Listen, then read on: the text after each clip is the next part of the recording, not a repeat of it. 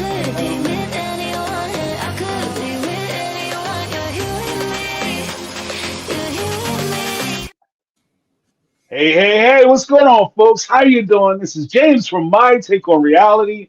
Today I have the most deepest pleasure to host a conversation with your favorite and mine, Notes to Self 444, Corey and Melanie coming in, giving us some information, some down low, as well as their tremendous perspectives. I want to thank you guys for joining us right off the top.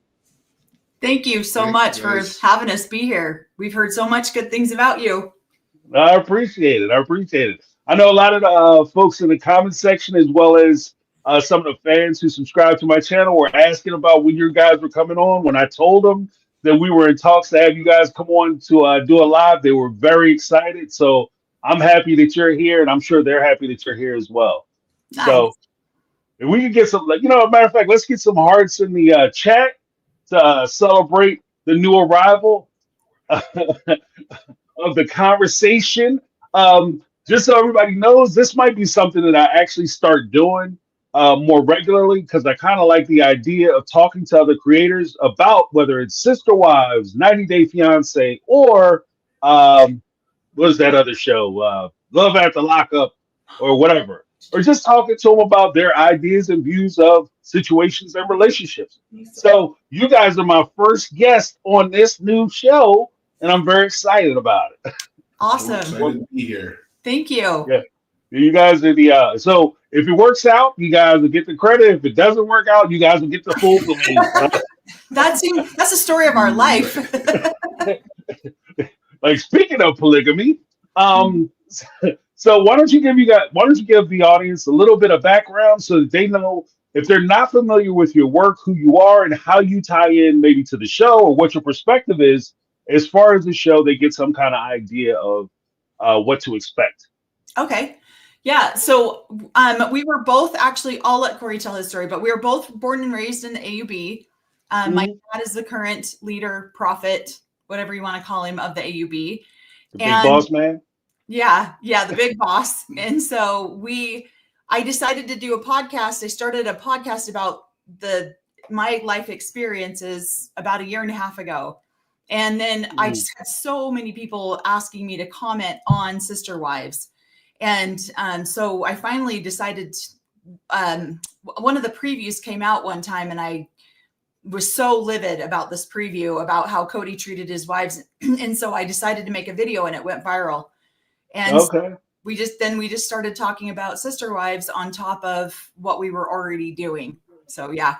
So that's kind of how it came about. I was married a week after I turned 17 and had my first baby right shortly thereafter. And right after I got married, my ex-husband started looking for new wives. So just figured there was a story to tell, and my kids had always asked me to talk about it. So just decided to start talking about it. Yeah. And then the first video I made about Sister Wives went viral, and then I started making a couple more went viral. So we just started talking about it. Yeah, and I was born and raised in the AUB, grew up on the compound up in Montana, so I was a compound kid. My dad had 9 wives and 39 children, living in one great big house and a small little cabin next door. So it was a lot of kids and a lot of wives all in one area. So, and I knew some of the people growing up in the Sister Wives. Robin lived in Montana when we were younger, and I didn't know anything about Sister Wives. These guys were watching it, and I walked in kind of on the first episode or the first couple episodes, and I'm like, oh, this guy is in trouble. But yeah, I had, by the time I was an adult, I was invited to leave the community.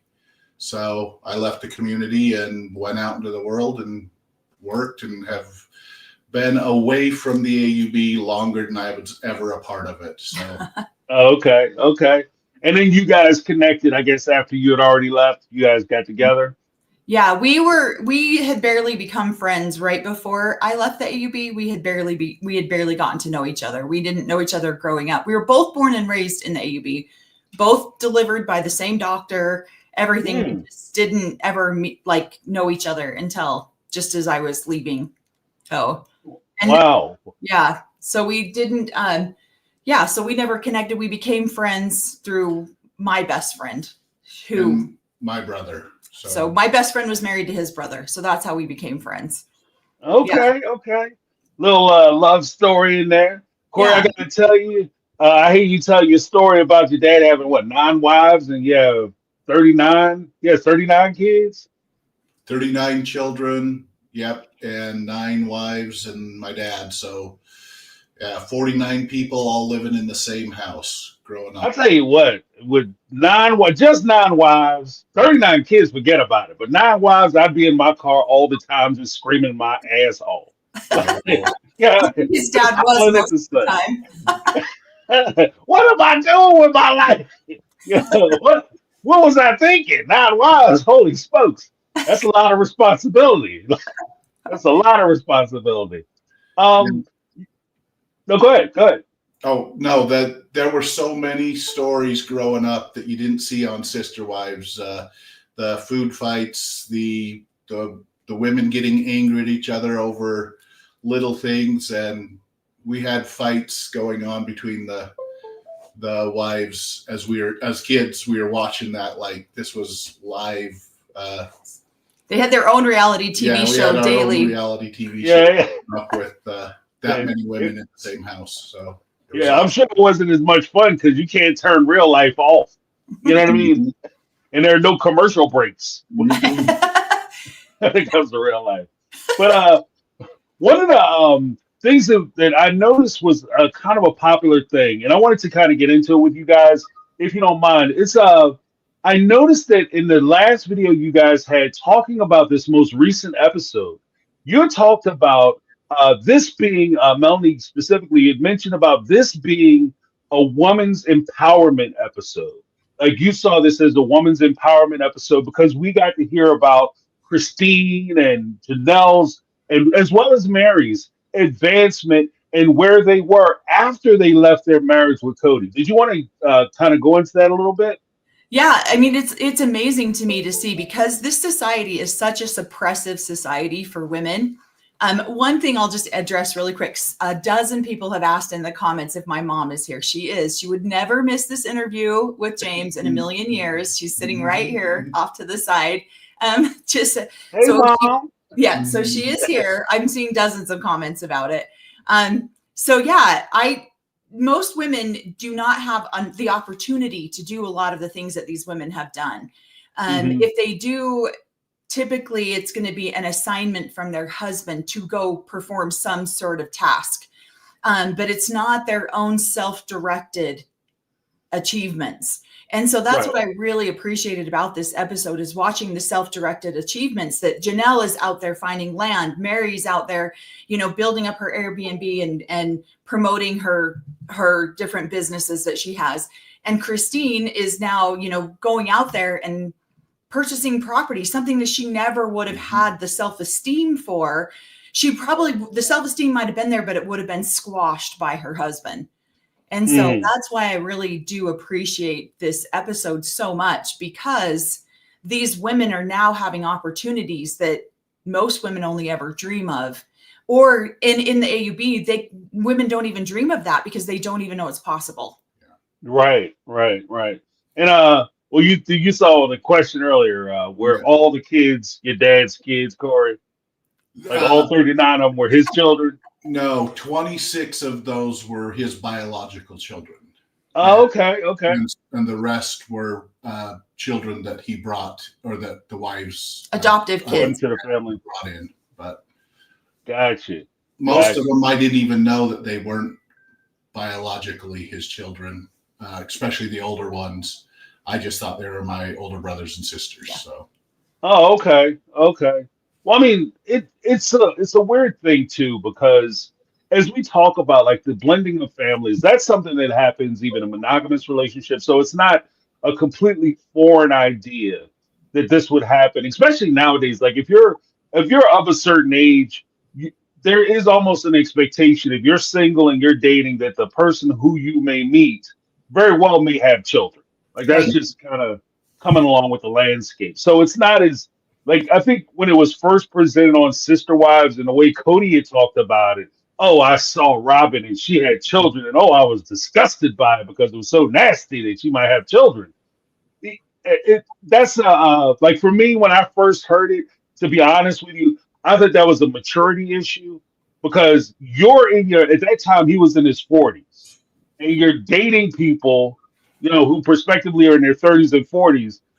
They've had lives before they had you, so to have somebody with children is just kind of like I said, it's par for the course. Mhm. What do you guys like? Kind of to go off what you were talking about, Melanie, as far as the relationships that these ladies are able to explore, like the lives that they're able to lead. One of the things that I've always said is that I think that the ladies should be celebrated for making the decision to leave, because this is a leap of faith for them to leave these types of homes or these types of relationships and go out and explore the world on their own, on their own 2 feet. But at the same time, I always want to kind of cautionary remember that there are people who have to make the same decisions, but when they make those decisions, they don't necessarily have property, they don't have homes to go Yeah. to, and they don't have anything in their name. And then when we talk about like the inherent oppression or the inherent control within the institution of marriage, whether it's polygamy or even some polygamous relationships, I'll say it that way, where it may be financially abusive, or even monogamous relationships where it may be financially abusive. That is a source of control. Right. If you're sitting in the house and you don't have education, you don't have employment, you don't have a source of income, you don't have property in your name, and you're sitting there with kids, and this may be a relationship that's not fulfilling you, and you have to make the decision on leaving, you're really that's a hard choice. That's a very hard choice. Yeah. When I left my first husband, I was 25 years old. I had a Mhm. 1-year-old, a 5-year-old, and a 7-year-old, and I did not Okay. graduate high school. I had no Wow. idea how I was going to support these children. My senior year of high school, I had a baby because I Mm. got married a week after I turned 17. And so Wow. I didn't have education. I didn't have employment. I hadn't worked most of the time we were married. I was a stay-home mom because I didn't have any education. It wasn't financially even workable for me to work because I'd be very minimal wage if even that. And so, when I left that first marriage, I was terrified because Right. I did not have any idea how I was going to take care of 3 little babies. And Mm. how was I going to make that happen? The first thing I did, but I was so uncomfortable where I was that leaving was the only other choice at that point because I could not stay in this marriage anymore. I couldn't stay in the religion anymore either. And so, it was one of the scariest things it was like stepping off a cliff and having no idea where the ground was.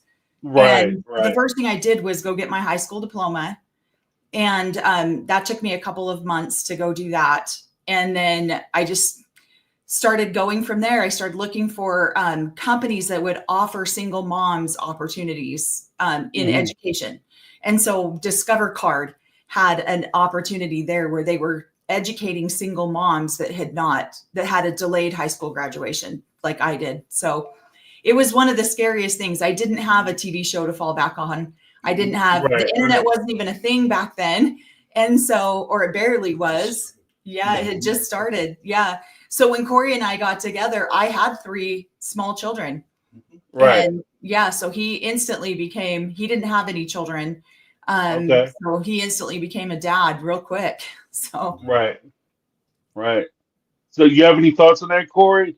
As far as being like the stepping in and being that man, you know what I mean? Well, just I had watched my dad do that also, and I enjoyed that we did blend the whole family. I didn't know that I had brothers, my older brothers and sisters, that they weren't biologically related to me. So Okay. they were just brothers and sisters. And so, yeah, I came in. The kids were amazing. So I was lucky because I got to know them probably 4 or 5 years. Yeah. Before I was just friends with the family.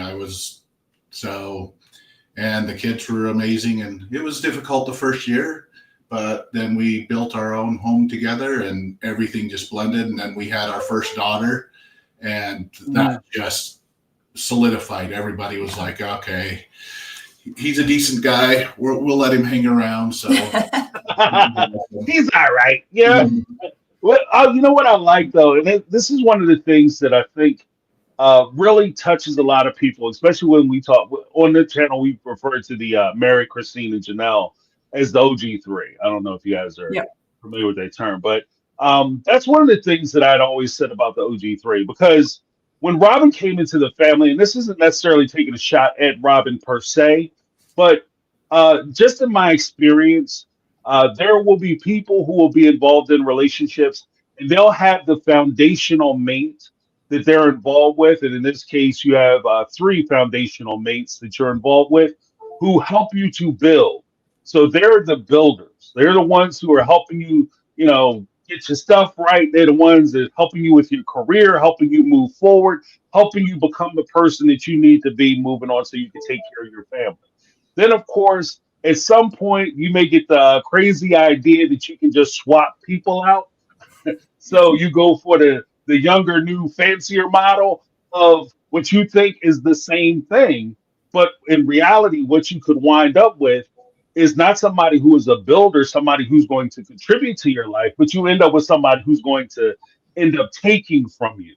So in that relationship, you wind up giving them more than you're receiving, and you just always find yourself on the wrong end of the giving trick. Mm-hmm. So I think that's an interesting thing, because when I listen to your story, I'm listening to how you guys came together, and you were at a point where you were both actively trying to build something together. You're trying to build a life together. Yeah. And so I don't hear the remnants of that type of lifestyle. So yeah. No, we had to make some pretty promises to each other that polygamy would never be in our future. So. And I was lucky because I got a piece of paper that said it would never be in my future. So I was communicated from their community. So yeah. And here's the thing. I was a small child from my birth till 18. I lived polygamy. I was just a child within it with 9 women in the same house. I was like, there's no way I'm going to live this. This is too miserable. So I made a decision very young that when I got married, I was going to marry one woman. I did not want to have to deal with polygamy at all. So I lived it as a kid. I was done. So all the throes and consequences of having, and to be honest with you, in fairness, is I could just dismiss it as, oh, you're a man trying to deal with 9 women, but it's just a lot of people and a lot of additional personalities that you have to manage. And all these relationships have to be managed, and they have to be maintained. And I think that's one of the big things that as we watch this one, because obviously Cody is small potatoes compared to your dad, Corey. I'm not even going, no shade on anybody. I'm just saying, he 3 wives. What? Yeah. 18 children. You ain't doing nothing.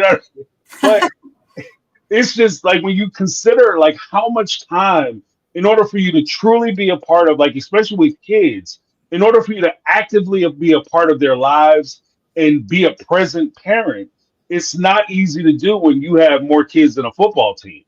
Right. It's just hard. Hard if not impossible. You doubling and tripling up.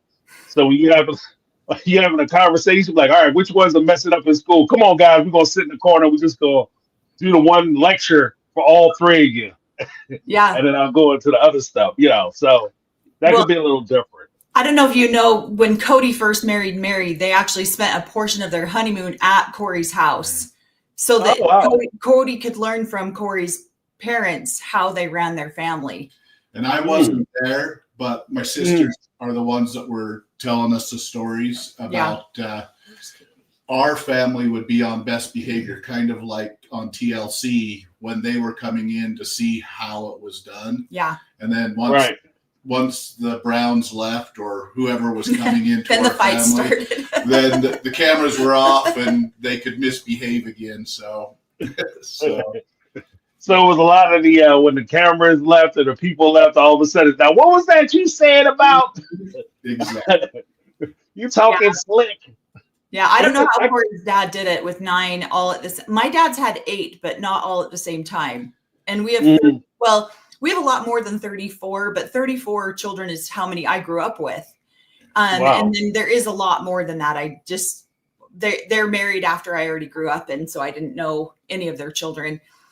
So yeah, I don't know how Corey's dad did it all at one time. Yeah, there were only a few men up there that had all of their wives in the same house. Most of them would build multiple houses, maybe on the same property. Yeah. Kind of like their Vegas experience where the houses were close.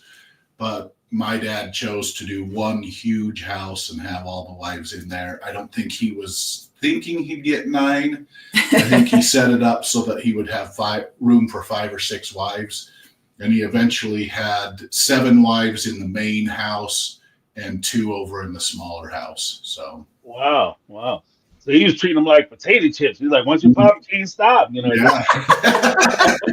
That's kept awesome. pulling them in. I can't stop myself. You know. But well, actually, because that kind of gets into the thing about Corey, like not necessarily Corey. That gets into the whole thing with Cody and the idea of the one house. So it kind of begs the question because when he talks about, oh, my whole life I always dreamed of having one house with my family, is he talking about your family? Like, is this something that he borrowed from you guys? Yeah, because at the very beginning of the show, the 3 original wives were all in one house. So that's what he had kind of created already. And then when Robin came in and they dispersed, went down, then they had the multiple houses. And I think there's a comfort for the women to have your own space, your own place. You're not on top of each other. And so when he's like, hey, we're going to do the one big house again, they were like, nope, we've lived it that way. We're going to do it this way. Yeah. So Yeah. Well, because I had a weird theory. You can tell me if there's anything to it. Here's my weird theory on that scenario. It strikes me that when they had the one house in Utah, he's courting Robin. He's driving 5 hours away to go hang out with Robin. And then they're courting because of the TLC contract. They're going to get married. And they decide to move her down to Lehigh. And she lives they rent her place around the corner. And at some point, it occurs to me that while she's living around the corner, and we talk about like terms like jealousy, which I guess we'll talk about in a little bit. But when we talk about like things like jealousy, Robin has to be aware that when Cody is spending the night with Christine, Mary, or Janelle, one of the OG3, he's actually spending all the wives have access to him because he's under one roof. And that could be a source of jealousy. And then when we talk about her wanting to move to Vegas, all of a sudden it just so happens that when they move to Vegas, she happens to be living close to her mom, and then she also happens to be pregnant. So that's a little, weird thing, coincidence for me. But it also kind of strikes me that if Cody wanted to spend more time with Robin at Robin's place, he would need to separate everybody so that way they can't keep track of where he is, because that's a big thing. If you're all living in the same house, where's Cody at? He ain't downstairs with me. Where he up here? And so you're able to put hands on him and where he is. Whereas when they move out to Las Vegas, they're spread out all over Vegas. And if the wives aren't talking, which is a big thing too, we can talk about triangulation. You get the wives arguing and fussing and fighting, and you can play in the gray areas of that triangulation. And nobody is answering any questions about what your whereabouts. Oh, I was over with Janelle. And Mary's not talking to Janelle. Or you say you're over at Christine's. Christine is, she's unhappy with Mary, and none of them are really talking. And you can hide and you can spend more time. Yeah. Is there any possibility that's That is remotely. absolute. You nailed it exactly. Nailed it. That's exactly, exactly what happens. What happens. So my mom's over here shaking her head. That's exactly what happens. Yep. If the wives aren't talking and keeping you in line, and if you can make sure that they're not talking because they don't like each other, then yeah, you have a little bit more freedom, I think. So right. To be able to go where you want and do what you to do what you want. So, and then you can say, oh no, I was making my rounds properly. So yeah. No, like, you nailed it. Yeah. I have a question. Do you guys find, because one of the weird, more frustrating things about like some of the things that I see on Sister Wives is when Cody will be involved with these arguments with the wives or disagreements with the wives or kids. And he never flat out says, I'm having a disagreement with my kids or my wives because of something between us. It's always a third party who's involved. Like, for instance, he's having a disagreement with his kids. Oh, they're mad at me because I don't love their mother. So technically, it's their mom's fault. Or they don't like Robin. So technically, I'm not having a disagreement with my kids. They just don't like my wife. And because I'm protecting her, I don't get along with them. Or when, the wives, the same thing. Do you guys find that that's something that's commonplace where the men don't take, somehow they shield themselves from any true responsibility when it comes to like the disagreements? Yes. And I was my dad's favorite child to blame for a lot of stuff. And he would say, there's a theory out there that Big Love was based on my dad and his family, right? Okay. And so Nikki would be based on one of my dad's wives. Well, we're all watching it and I'm like, and my dad says, yeah, look, she's just like this wife. And I'm like, oh my gosh, yeah, she is. Well, what does my dad say? He goes to that wife and says, Melanie says you're just like da-da-da. So I took the fall for a lot of stuff like that. My dad would, because I'm one of the oldest. And so I have two older siblings, but their mom left when we were really young. And so I was the oldest for a long time. And so I was the one he would blame for everything. He would say, oh, well, Melanie said this. Oh, well, Melanie said that. So that he didn't actually have to take actual ownership over any of the arguments that he was having amongst himself or the other wives. So, wow. Yeah, it was exhausting. And I didn't understand that dynamic growing up. And I felt very victimized by it because I was like, what the hell, Dad? Why are you throwing me under this bus? I was just in the room. I was just breathing the same air. I didn't even say anything. And yet I would take the fall for that so often. And now that I'm older and I've stepped out of it a little bit more, I can see it for what it is. But when you're the child taking that blame, which I feel like I took that blame a lot. And then he had one or two wives that he would love to throw under the bus all the time. Everything was always their fault. Corey looks at my mom. And so, because your mom raised a hand. That was true too, because my dad would say, this wife and her girls, and he would put the blame on all of us. And so it's exhausting to live with. Especially when you are not an active participant in that conversation. And then all of a sudden you take the blame and you're like, where did that just came out of left field? Where'd that just come from? So yeah. Right. And I've said this on numerous lives that we've done is that these men take zero accountability for anything that they do ever. They're the best deflectors you have ever seen. They project and deflect all the time. Everything is someone else's fault and everything is never my fault. So. Okay. And do you feel that, do you guys feel that part of the reason why they may do that, is this just them refusing to take blame? Or do you think it's more complicated just in the sense that maybe it's their way of maintaining what they feel is their position as far as leadership? Like leadership can never have fault or it can never be wrong. So I don't ever want to be in a situation where somebody, remember that time you made that mistake? So I never want to be in that position. So I'll always find somebody else to take the fall for anything that I want to do. So like you said, if I want to talk crap about one of my wives, I pull up Melanie. Hey, Melanie, what do you think about so-and-so? And you say, I don't know. And then I just go back and be like, yeah, she had a whole bunch of stuff. And I just rattle off all the things that I'm thinking about. Yeah. Like you lived it. Yeah. My mom said, you must have been in the room when that happened. It happens all the time. Yes, that's exactly what happens. And then they can project whatever they need to whenever they need to. But I think it is very much a leadership thing. And honestly, they rotate homes. And so they never really have to be accountable about anything that they do, because something falls apart in one woman's home with her children. And then it's like, oh, well, I'll come back in 4 days and deal with that. Well, life's moved on in 4 days. They don't always have, now whatever conflict has happened has been resolved amongst the mother and the children.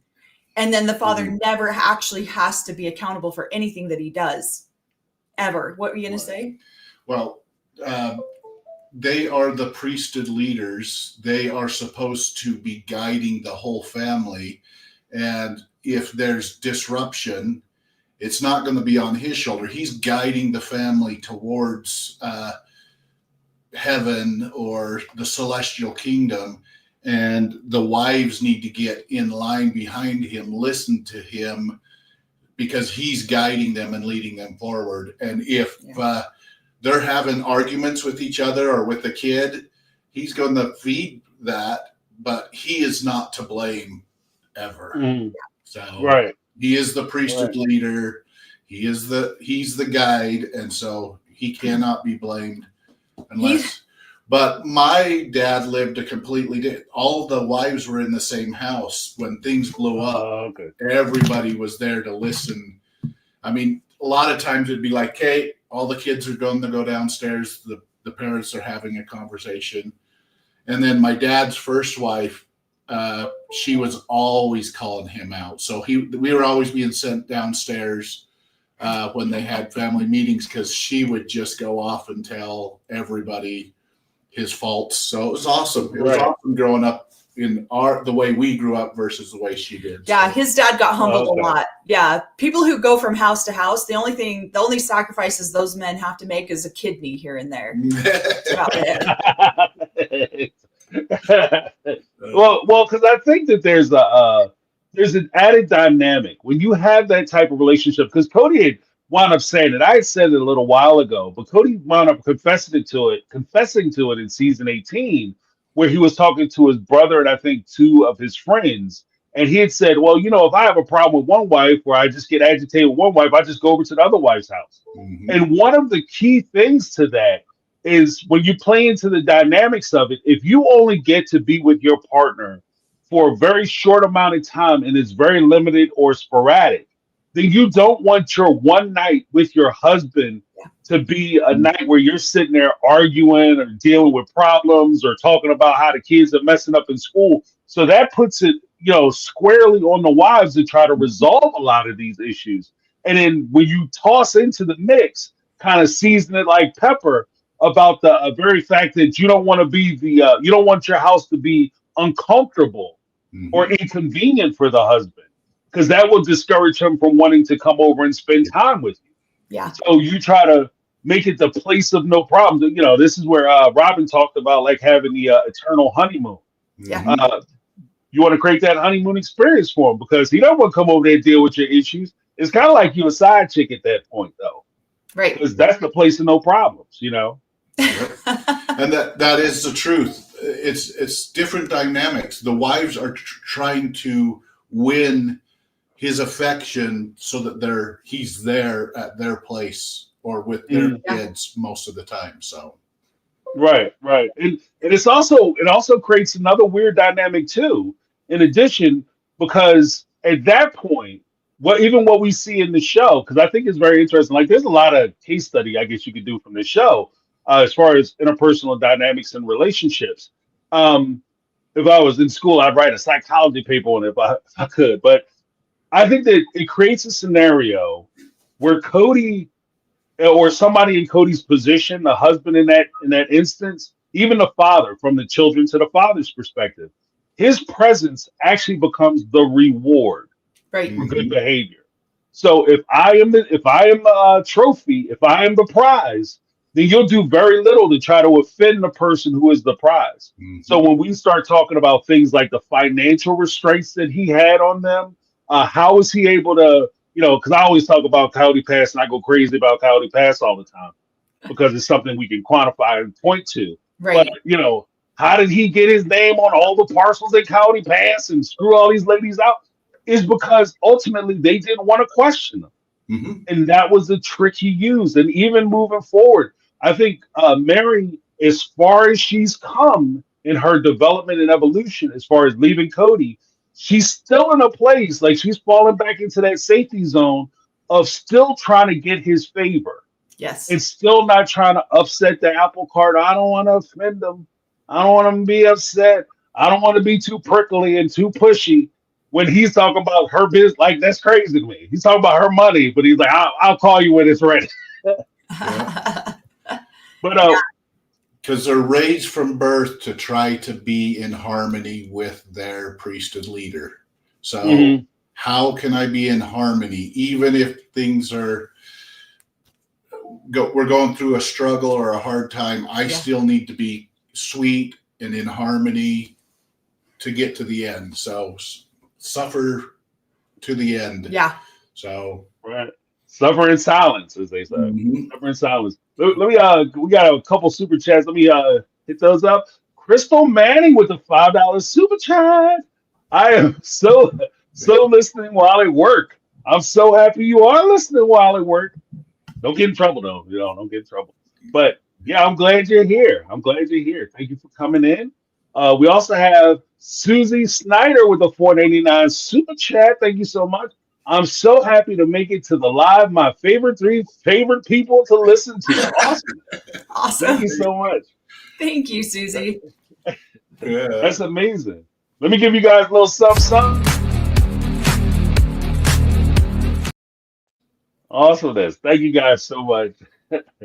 But because even as we talk about a lot of that, and please jump in if you guys have any points that you want to make. I don't want to be like, oh, that guy, but if one of the things that we talk about all the time, especially with regard to the show, is the idea of power and control, the power dynamic, the way some of these ladies are pushed, like whether it's because of upbringing, because of the way they're taught. And again, it does push you, like even based off what Corey just said, there is a point where, you feel like, at least on this show, that some of these ladies are almost bred to be wives Mhm. and not necessarily independent people or women or whatever the case. They're bred basically to be wives, full stop, wives and mothers. Like Right. that's what you're supposed to do. And so what I think we're seeing now with their renaissance, like the renaissance, I call it the renaissance of the OG3, is they're coming into their own and they're discovering themselves. And I think that that's part of the majesty of what we're watching on the screen. But what do you guys think about like where that is, maybe from where they were, how they were brought up to where they are now? So I love watching it personally because I remember that feeling when I finally left and finally found I worked 3 jobs at one point to figure out what it was that I wanted to do. Well, and to take care of my 3 babies. And so I love watching these women come into their own. Because a lot of women in these situations never get that opportunity. They never get that chance. And so these women are coming into this at almost like the peak period of their lives. Because the 50 is the new 40 and 40 is the new 30. So Right. I love watching these women at least get to have the second chapters of their lives be so fulfilling. And we were raised to be mothers. I mean, that's why I became a mother so young. That's why I got married so young, is because that was my responsibility and role in life, was to have babies. So I got married 8 days into 17, had a baby 9 months later, had the next one when God willed it, which was at 19. And so, and it's like a snowball effect almost, where it's like, you're just doing whatever you feel like the Lord wants you to do, or whatever you're being, guided to do at the time, until one day you wake up and then you're like, oh my gosh, I have a dozen kids, no education. And what do I do next? So I really am enjoying watching these women. I grew up with Christine and Mary, but Christine was who I was the closest to. We shared lockers next to each other in high school, and she was so outgoing all the time. Everybody adored her. And I spent a lot of time in her family home. And I feel like for a while there, that got squished and lost. And she almost lost that part of herself because, we really were taught not to have too much laughter, too much funfare, because that's where the adversary creeps into your life, is if you're having a good time. So I watched that kind of diminish in her. And Mary was the same way. Mary was just a light and everybody loved and adored her. And then she got married and, you kind of just go through the shit of things, that everything's so hard and you're trying to blend 3 wives and 500 kids. And it just gets so hard that you lose that light. And now you're seeing that light come back into these women's faces. And it's almost like they're aging backwards. It's awesome to watch how the light and the spark come back into their face that they used to have when they were teenagers. So there was a long explanation for it, but yeah. No, I think it's great. Corey, did you have anything you want to say on it? Just growing up in our family, there were women that were workers. They provided for the family. Yeah. They brought money into the family, but when that money was made, it went into the family pot, and then they would get together and discuss. But my dad was the final say, if you will, on what that money needed to go to. And so to have those women who knew that they could make money, who were providers for our family, some of them then left, and they were financially they were the ones knew how to make the money. Well, I'm seeing people like Christine, Janelle, who have left him. They know how to make money. Janelle knows how to make money, and Cody's upset with that, especially in this episode, that she's leaving because she was one that produced probably more than him. She was the producer for that family, and he's vindictive about that. He is mean towards her because she knows how to make money, and she is done with him telling them what to do. And so she's going to go create her dream without him because she can do that. And that's frustrating to him because he has been the leader of this family for so long.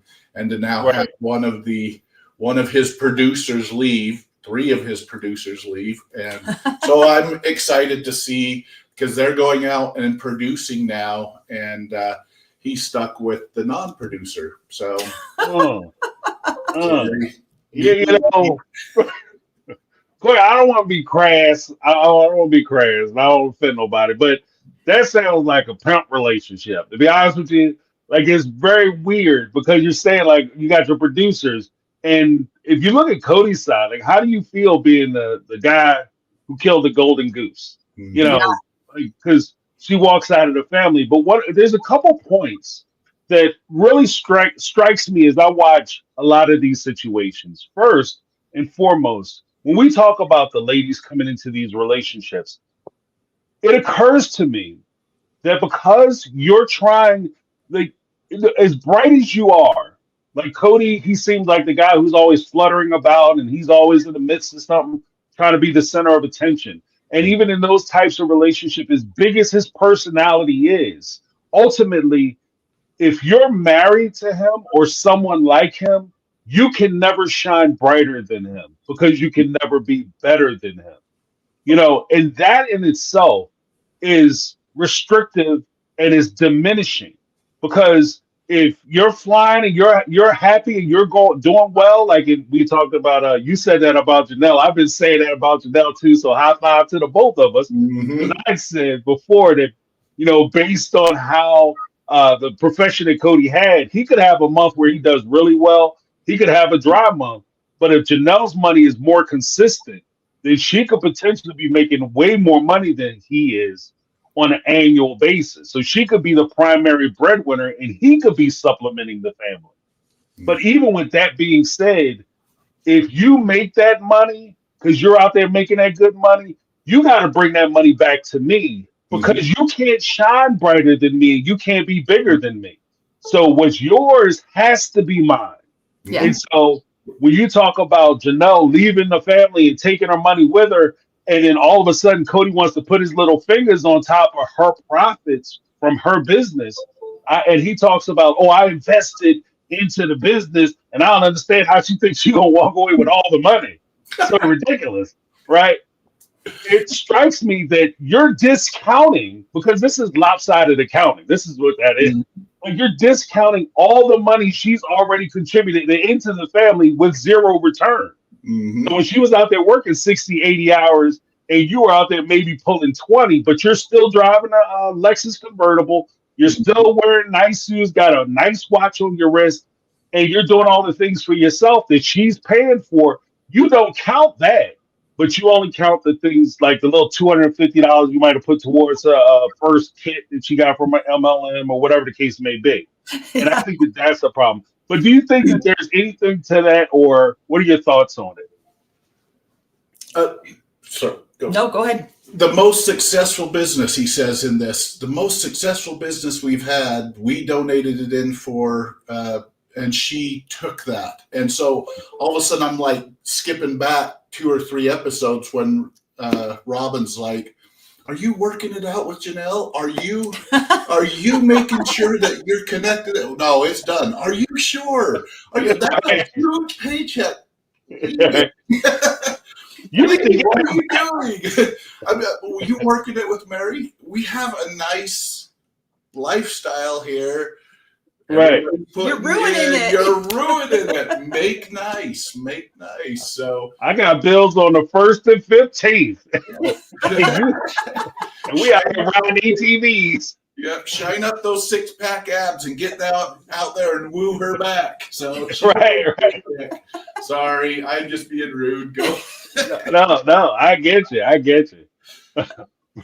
But did you want to say anything? Oh no, I just think it's funny because back in the day, I worked before I married my ex-husband, and then when we had our first child, I didn't work for a really long time, and then we separated a lot. But we separated at one particular time, and I went and got a job, and I mean this was back in '95, and I was averaging $25 an hour. That was a lot of money back then, and so I want to give up this job, right? But he forced me to give up the job because it didn't work in with his schedule, his plans, whatever. So then his brother decides that he likes the sound of my voice, and he's starting up this tech company and wants to hire me to be the phone person. So he calls my ex-husband and asks him if he can offer me a job, because that's the only correct way to do it, is to go through the husband to make sure that he's okay with me and what I'm earning and what I'm, and he doesn't want to bypass the leader of me. And so, and my ex-husband's like, it's about time I got the respect I deserved around. It was so gross. And so he tells me, he's like, yeah, you can offer her this job. I am like, my head's exploding at this point because they're a full 10, 15 minutes on each other on the phone, just like brown nosing the shit out of each other. Like, yeah, I just want to respect. Thanks, brother. Thanks for respecting my authority in this family. And so then he goes to hand me the phone. I'm like, tell your brother I would rather clean toilets at McDonald's with a toothbrush than ever work for him under these circumstances. And my ex-husband was so angry at me at the time because he was just like, you're giving up a good opportunity to earn money from somebody who actually cares about me. So that's somebody cares about me and respects me. Yeah. As the leader. Wow. Yeah. Okay. I mean, I think it's.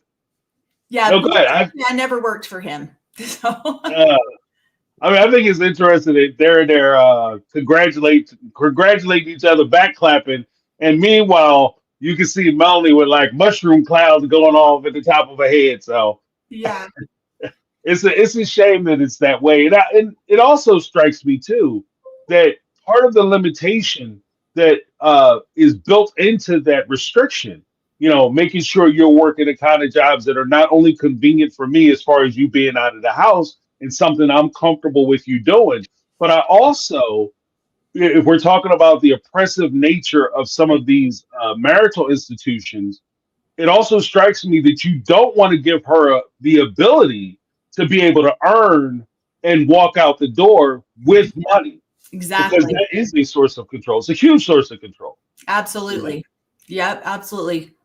So Well, and his brother-in-law, my ex-brother-in-law at the time, even assured him that the paychecks would come directly into a joint His checking account. account that would not go directly to me. So yeah, Right.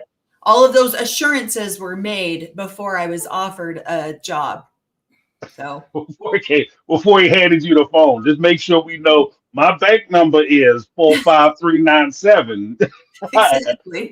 exactly. No, If you give her tips, you can give her $5 tips a day, so she can get a sandwich. no, I got to make him a sandwich by my own. So When you go buy that $5 sandwich and bring it home, you know, exactly. and you can drink water with lemon. Well, you know what? Because you had mentioned earlier about Robin's business, right? We talked a little bit about like Janelle having a business, and of course Robin having a business. And I know one of the big things they talked about during this last week episode, which I thought was hilarious. Like, you know, Janelle's talking about, oh yeah, I bought 159 acres. We're gonna grow flowers, and we're gonna have cabins, and we're gonna do fishing, and skydiving, and all kinds of stuff. And Christine's like, yeah, I bought a house. And, oh, you mean the house you just moved in with David? No, we bought an extra house, and we're gonna rent out. And they're talking about like all these businesses that they had going on. And then Mary, of course, has the bed and breakfast. She has the MLM business that's doing well. And you go back to Robin, and she's like, I started a business. But it didn't do well. And it occurred to me, it didn't do well because Cody didn't want to help me out, and nobody wanted to support me. Of course, Cody flies in, and I didn't really help her out. I didn't do my best. Da, da, da. But it struck me that this was also an example, because there's other stuff we can talk about it, but there was also an example of how, in my mind, these relationships exhibit that control. Because if you remember when the business first started, Janelle called it a hobby business. Nobody was interested in being in the business. Christine said she could help out. Mary was pretty much helping Robin do the business. Then there was the episode they called Shark Tank, where they were going to get $2 million. They were asking for $2 million investment. And it was in that episode, Cody sat around and said, well, I am the CEO of the business, and I need to have control of how the money is spent. So basically the money will come to me, and I will control it. He got in an argument with the wives and threw a temper tantrum in the therapy session about being the boss or in control of that business. But he was only worried about being in control of the business when the business looked like it was going to be $1 million business. Before that, he was like, oh, this is on you. I don't want nothing to do with it. But what do you guys think about like that level of control? Do you guys see that a lot in these polygamous relationships? Oh yeah, all the time. I didn't know they were on Shark Tank, but we haven't watched about 90% of the show, so I didn't realize they were on Shark Tank. Oh, they weren't on the show Shark Tank. They just called the episode Shark Tank. Oh, I see. Oh, I'm like, Yeah. They did that. Oh, I see. Yeah, we need to catch up on the show. Most people we know don't watch it. Well, I love the fans because they're sending me episodes to go look at, because I was trying to get through the purity, see the purity one, because we grew up with those purity speeches all the time, and so were they as cringe? Like, just a quick question. I didn't mean to interrupt you, but were the speeches you endured, were they as bad as the one I saw? Were they like that or worse? Just as bad or worse. They were. Okay. She sounds pretty typical of pretty much every purity speech I sat through. It was horrible. Yeah, it was like people begged us to go watch it and then give them our take on it. And I was like, oh gosh, not another purity speech. Yeah. We've sat through dozens of these in our lifetime. But it was pretty bad. You'd get it within the family at the family home evenings.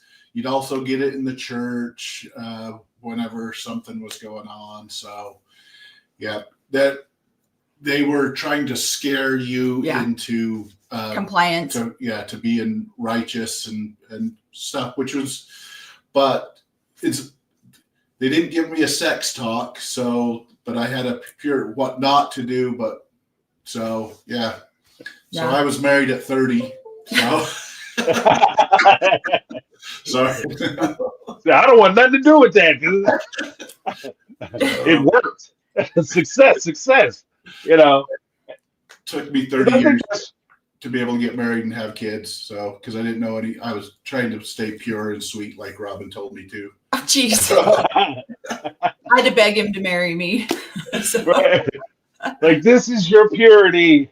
oh my gosh, it was Maybe. so cringy. It was one of the worst things I've ever seen. And honestly, if I was sitting in that room with children, I would have gathered my children up and made them leave. I would not have sat through Right. that, and I wouldn't have let my children sit through that. So I've walked out of meetings like that because I refuse to let my kids listen to that. So yeah, it's definitely one of the worst things, one of the cringiest things I've seen on TV ever. But yeah, Right. but the level of control with the men in these, it absolutely is there. Men feel there is this absolute true dominance over a family, you know. And my mom started her own business when I was 14. And so I know, I don't think she'll speak on this episode, but she wanted to, you know, my dad, there's always that level of control. It's like, I'm going to go do this on my own so that I have this extra income. And then it's like, wait a minute, that could be prosperous. No, you're not. That needs to go back into the family. And then it's like, you know, my mom supported the family for years with her business where people were coming in and getting products from her for free, basically. And, you know, and so, and it's all under the guise of what's better for the family. And so they use that. And so people want to know, why are these women not on every piece of land? Because Cody did what was best for the family. And what the problem that these women don't understand, I don't know if you hear my mom laughing in the background, but what these women don't understand is when you are no longer a part of that family, then you're no longer entitled to those resources. Right. And so you can pour into this your entire life.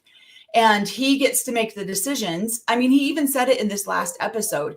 If you are trying to run a business, the man has to be at the head of that business, because you can't have a sister wife telling another sister wife she can't be her boss. And so it's very clear. And the problem is, you know, some of these men are so unwise in their stewardship. They're not good stewards over their financial resources, their time, their love, even, or their affection towards their family. They're bad stewards, and they're not to be trusted. But they use the guise of the patriarchal system of the men should be in control as their backup every time, whether they're reliable, dependable, responsible, or not. So, right. The honorable I think holder needs to be in control. So if he or if they can, if somebody does not, if they can get excommunicated from the AUB, they're no longer a priesthood holder. They can get their resources, their wives taken away from them. So but as long as you're in line kissing the right ring or ass, you can. You are the would that be my leader dad's of your ass? family, or of your family? Yes. You kiss I was thinking not necessarily in that order, right? No, his predecessor said I wasn't worthy, so I believe it. And it's true. The church has removed assets from people before. They really have. It's not as common anymore. But when the AUB first formed, there was a lot of resources that everyone dumped into what's called, so you see it on a micro level with a family, but then the church does it on a bigger level with what's called united order, where everybody will dump all their resources into something. And then if the top cheese guy says you're not worthy, then your resources are removed from you and your family. Stripped out from under you. And so, you know what? Oh, I'm sorry. Go ahead. No, my dad lived in the compound up in Pinesdale. That was a united order. Yeah. The priesthood owned the land. Our resources were put into the land, built a home on the land. But once he is no longer worthy, that is all given back or taken back from the AUB. He has 2 wives that are still living in the property up there. That when he died, they were still living on there, and they just haven't. They weren't going to kick them off because that looks bad.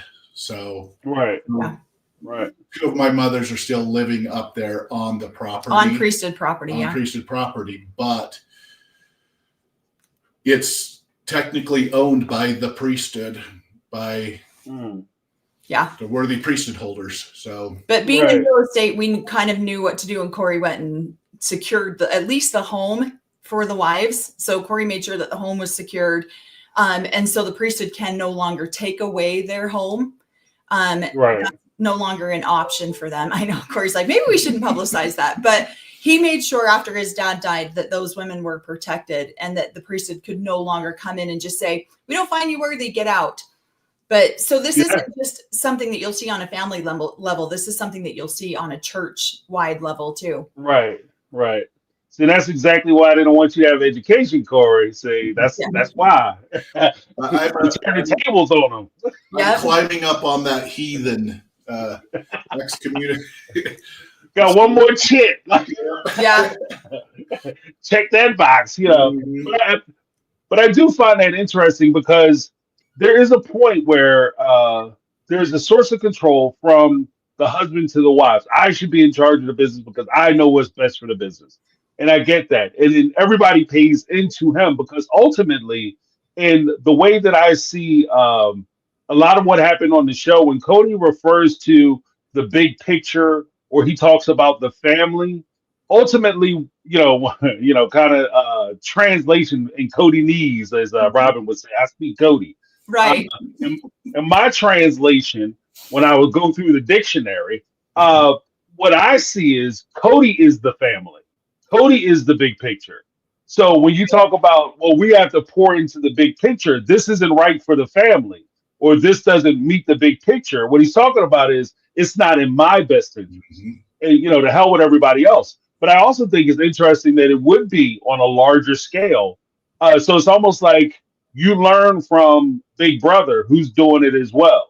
So the same way Cody is doing it to his wives, the church is doing it to everybody else. Mhm. And Yeah. so it kind of trickles up. So at that point, and this is the weird reinforcement portion of it, is because if you are a wife who is technically under her husband, whose husband is technically under the church, that mentality is being reinforced. So it's not just happening in your home, it's something you see throughout community, and it's something that's being reinforced as an ideal. So when you revolt against that idea, you're just not going against you and Cody. It's you against Cody, you against the church, you against your neighbors, because everybody is living the same way. So that's why I think that there's that's what makes some of this, like, it ups the difficulty level for you to be able to get out and step away from this type of organization. Mhm. I don't know if I'm putting too much into it, but that's just kind of what I see. No, that's you're exactly right. And we've been saying this for months, Yeah. that these women will have to lawyer up if they want anything, because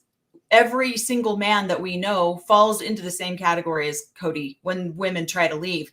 In fact, the show is now promoted. I've heard, I haven't attended church myself to hear it, but apparently they're teaching everyone to now no longer have legal wives, so that no one can take away the assets of this man. And then because it's not the family, it's the assets of the man. These are the assets of the church.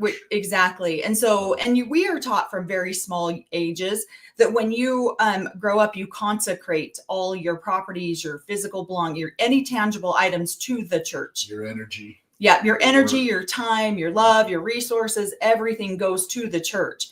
And so Building up the kingdom of God. Right. Here on earth. Right. Okay. And so the words that they're using now are too many wayward women are leaving and taking assets with them that should not be taken from the church's grasp. So they're now telling men not to marry women legally. So Yeah. What's awesome in that is that I'm sure there are guys who are in that position who are thinking, wow, the church is really looking out for me. No, not at all. They're looking out for themselves. yes. Because what they've successfully done by eliminating the legal wife, they've also destroyed any survivorship. So you destroyed the process of willing your estate to your family after you pass. Yeah. And if it reverts back to the church, or they can take it from you, oh, you're not faithful enough. I like that fact you have a beachfront property. You haven't been to church enough. Mine. And it made it very simple, because instead of them having to go to court and fight with multiple people to try to take something, Now they only have to combat one person and their potentially limited resources. So, I mean, I got to give credit where credit is due. Like from the mastermind level, that's pretty smart. Like, you know what I mean? Like from like the cartoon villain, like planning, like that's there. That's awesome. Yeah. Yeah. And it's funny because if you've ever read the book 48 Laws of Power, such a fantastic book, but we read that not too long ago. And I'm like, oh, my mind was blown because I watched so many of those concepts used on. It's like I felt like reading that book. It was teaching me how to be a master manipulator. A cult leader. Yeah. And so I'm reading this and I'm like, oh my gosh, I experienced that as a child. Oh my gosh, I experienced that. Oh my God. And so it's like so many awakenings when I read that. One of the best books I've ever read. Okay. But definitely if you are in a cult, and I actually did a podcast on exactly what a cult is and how do you know if you're in one type thing. And that's one of the steps is you isolate where you're dealing with just one person who then can go deal with many, but you're as the leader are dealing one-on-one with that person. And I feel like that's what a lot of these men do by being the only, because think about it, one man to every 4 women. I mean, that's a pretty big pyramid scheme. You got one guy on top who then, and then it spreads out from there. And then you've got a lot of, worker bees filtering up to the top. And that's what I see happens. Right. It's supposed to be a community or a group of parents that are coming together. Mm-hmm. But when you have one person who usually is the priesthood holder that has veto power, kind of, then he's the one guiding it until you get a lightning bolt that strikes. Right. And now you happen to be in church one day and young new hottie toddy just walking through and she's been electrified and power charged. Yeah. And then you got to be sweet and shy and humble and just guide the priesthood leader wherever he needs to go. And so right. It's great. Into that holy place. But I think there's that the weird part about the whole thing, because we talk about like the stewardship of it all. I think the weird part about it is that when you look at this, like actual leadership isn't just you telling people what to do because I'm in charge, but it's also assigning the appropriate people to the appropriate tasks. Mm-hmm. So ideally, if you're going to be a good steward of your family, even financially, we're going to talk financially, then you get the best suited person to take care of your family's finances. And that if that means that, say, for instance, if we're just going to use the archetype of the sister wives, and you say the most financially savvy person is Janelle, then she needs to be the person that takes care of not only the taxes, but possible investments. If she has business classes or understanding of business, or she has some kind of acumen, then that as the leader, you should be trying to get the best suited person for those positions.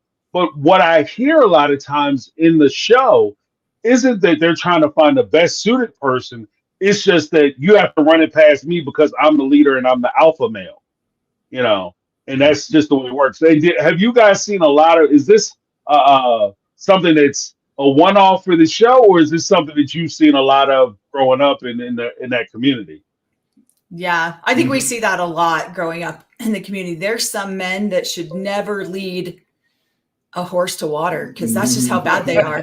Like they're so bad at what they do, and how they would never have even gotten married once if they hadn't have been in the polygamous community, let alone 2 or 3 times. And that's just the kind of man that they are.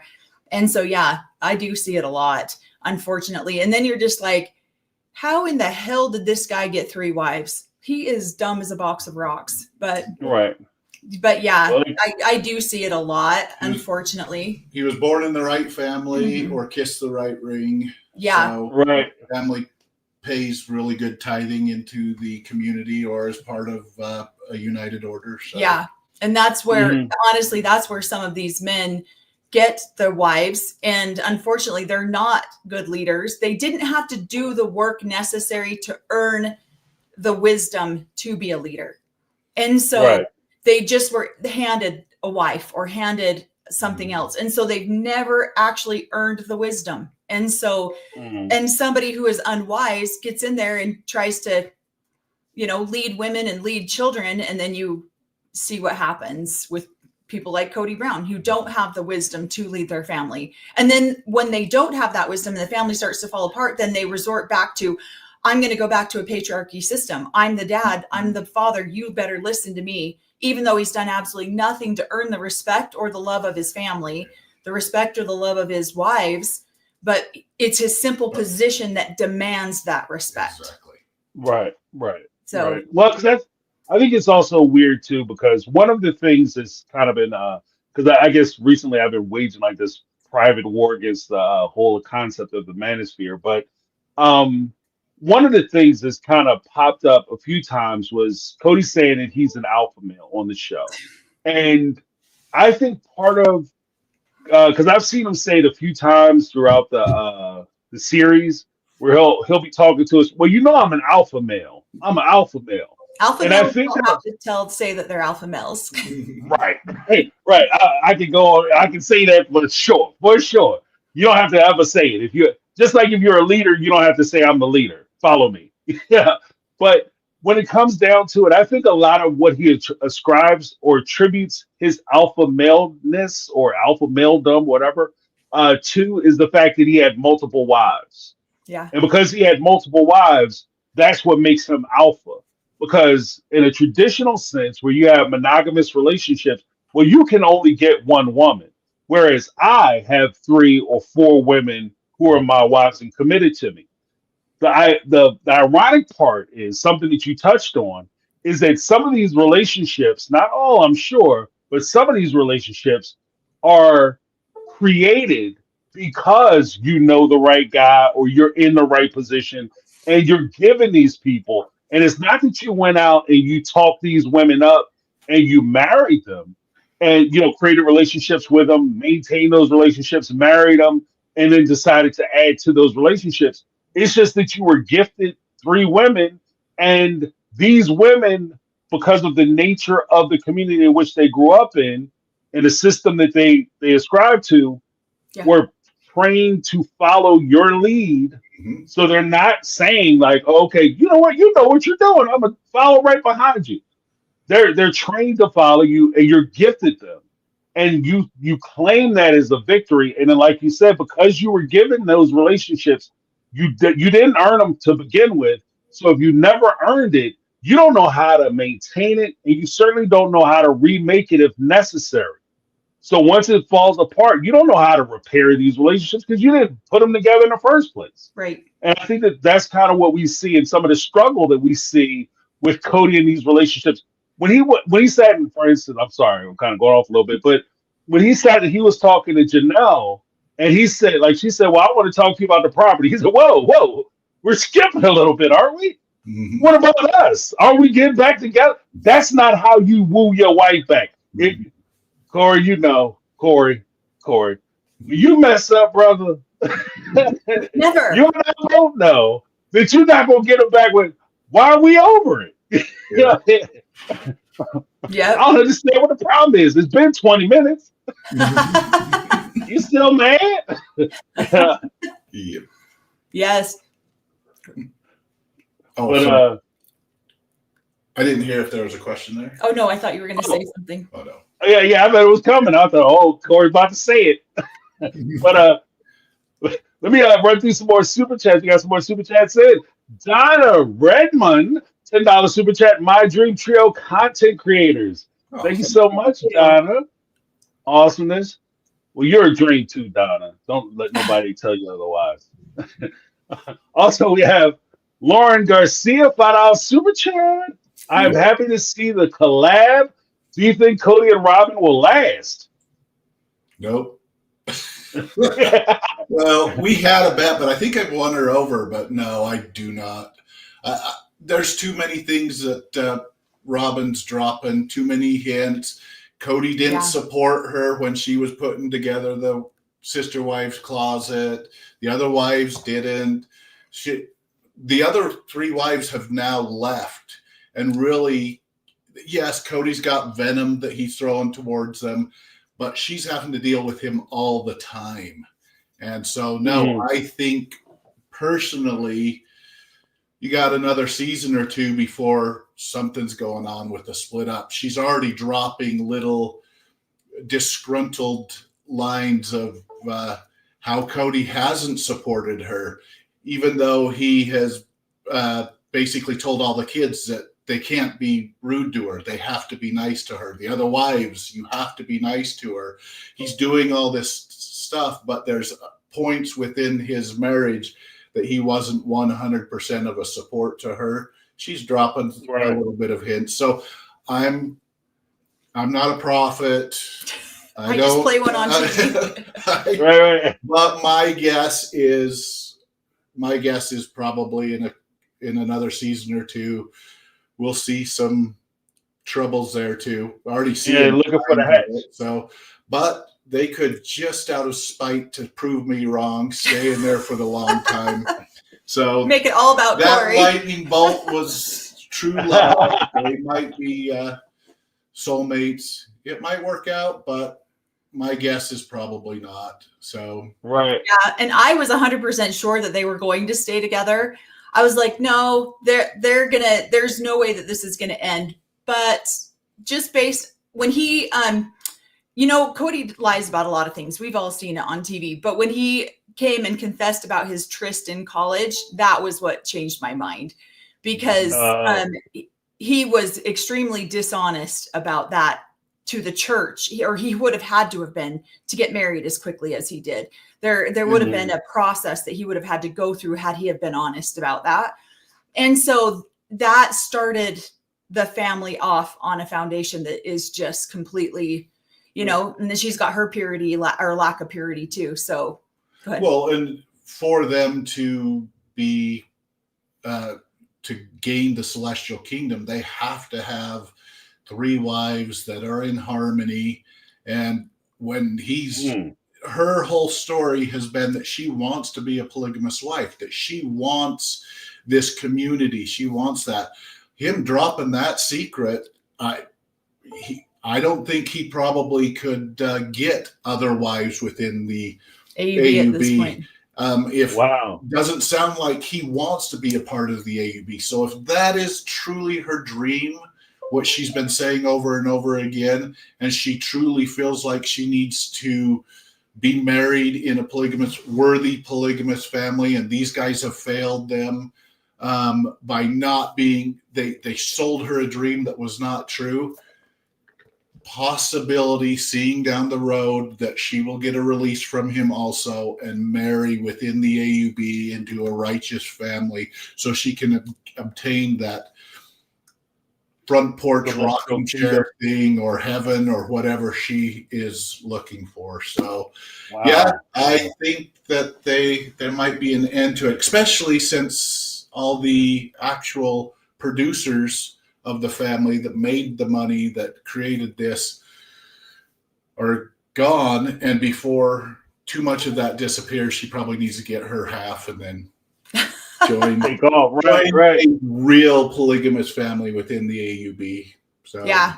And I honestly, since that tryst comment, I was like, yeah, this isn't gonna last between these two. I think I did a whole video on the different personalities of wives, and one of them is a ticket wife, where she just basically marries a man for a pass to heaven. So I think she might stay with Cody for a while and then possibly just marry a man for a way to get into heaven. So that's my passport to heaven. Yep. Because women can't get themselves into heaven. They have to be attached to a man to do that. Oh. So yeah. Well, I'm expecting next season, I want to see where Cody gives the purity speech to the kids. So the younger ones, I want to see what his purity speech sounds like. Yeah. So. There was a girl in college and she stole my purity. But well, because I think that it's interesting that because even 2 points on that. First point with regard to whether Robin and Cody are staying together. To add to something you said, Corey, about Robin kind of laying the groundwork. Even in was it the ATV accident episode about 2 episodes ago? Mm-hmm. If you notice, there was a point in there, because the whole time she's been saying how Cody's been nasty to her, he's been mean to her, and he's been abusive to her, basically. And there was a point where she got into the ATV accident. You see Cody come over and he jerks the helmet off her head, which is terrible. But are you all right? Are you okay? And he's concerned. Oh, you shouldn't have rode over the rocks. And he had that speech with her. Mhm. But when they did the confessional, what did she say? He was comes yelling. over and he starts yelling at me. Yeah. And I'm hurt. And here he is yelling at me. Abuse like that. Mhm. So if you're trying to lay the groundwork as to how you're being mistreated and how you're the victim in this relationship, she's putting it in. She's putting in the work. Mhm. She's definitely putting in the work. Yeah. And the second thing that you said that I thought was interesting, you said that Melanie, you said that in the AUB, if it came out that he had a tryst in college, it might prevent him from being able to take on additional wives, right? And I thought it was a little weird and disjointed that all of a sudden Cody has kept this secret apparently for 30 years. Mhm. Now all of a sudden he's just rolling it out in the middle of like, oh yeah, and by the way, let me tell you about this freaking geek I knew in college, like out of nowhere. And it really didn't play well in the episode, but since it's included, it begs the question to me: is this Cody's way of making sure he can't, like, you're burning that bridge to make sure that you can't go back to the AUB? He said he doesn't want to go back, and so this is a way that you're definitely, even if you could go back, you want to go back, Right. you can't go back now.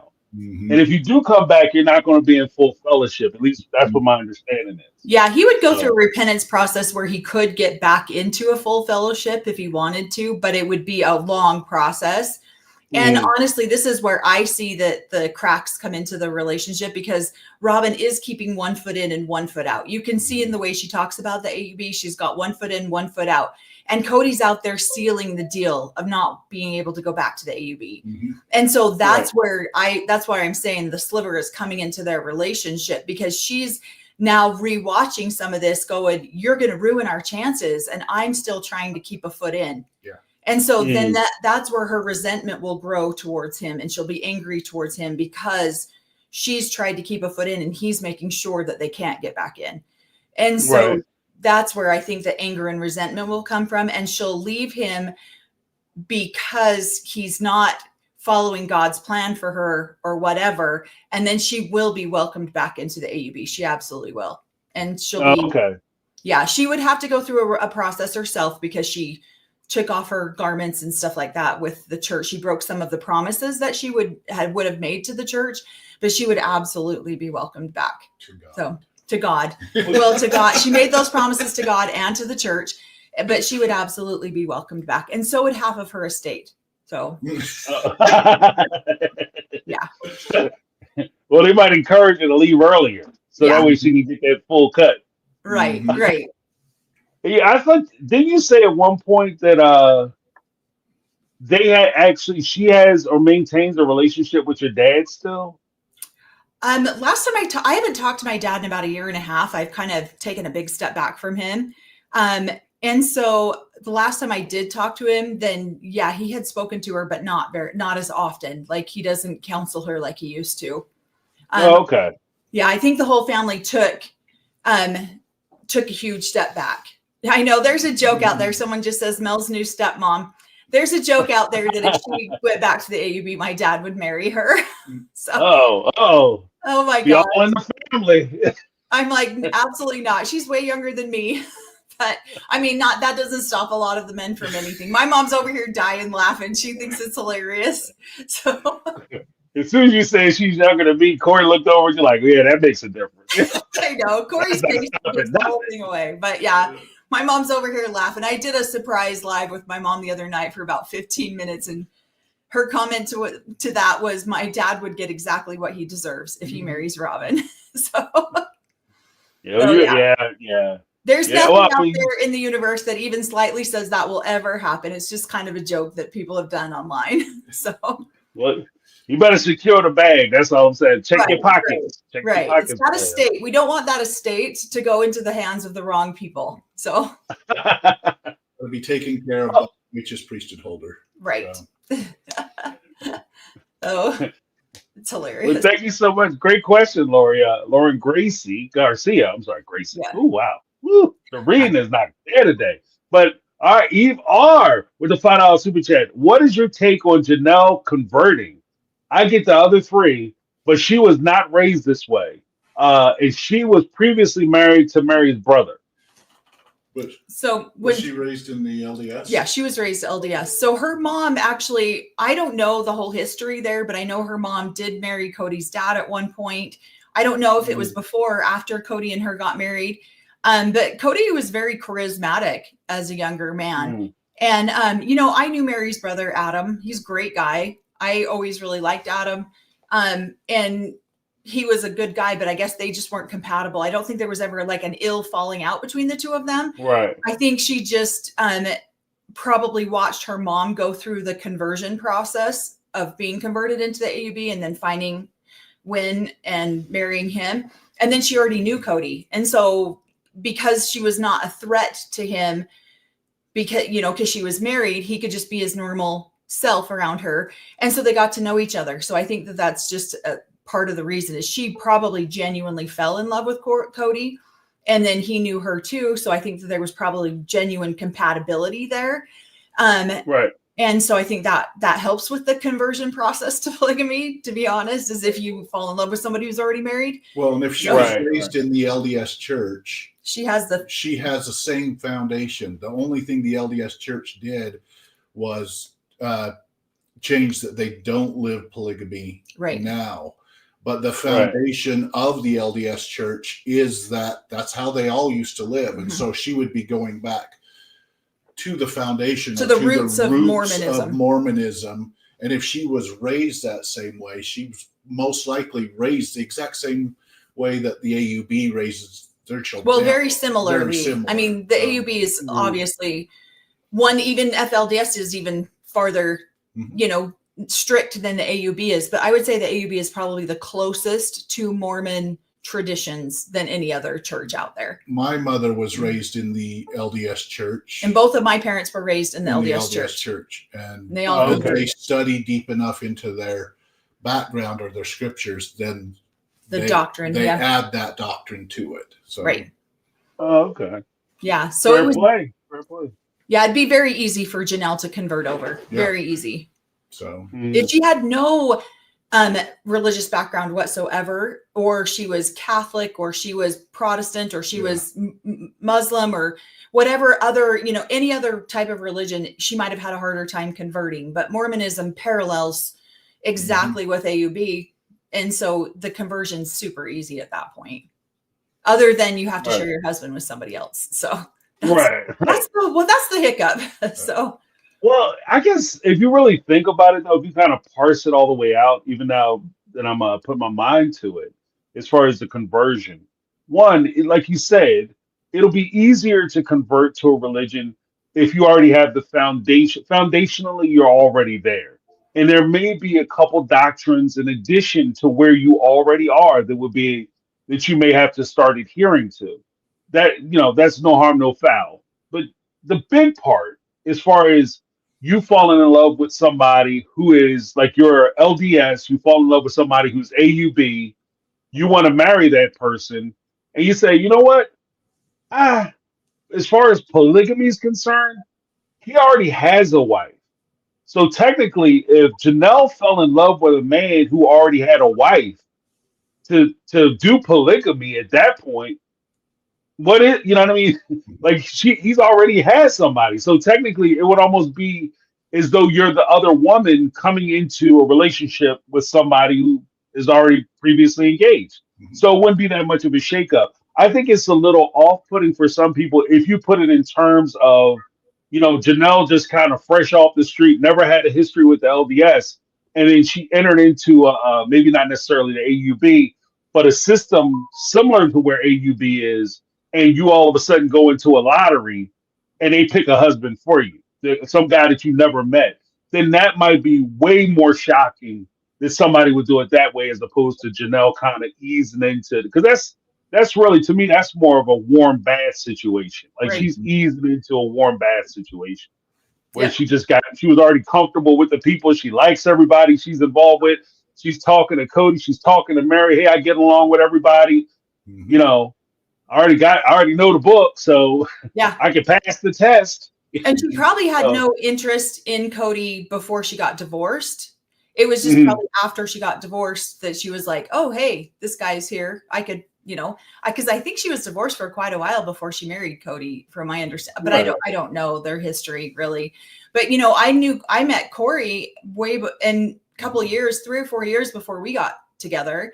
And I just thought he was so cute. And because I wasn't a threat to him, he could just be his natural self around me because I was married with children. And so he didn't have to put those pretenses up that other people do when you're in the dating scene.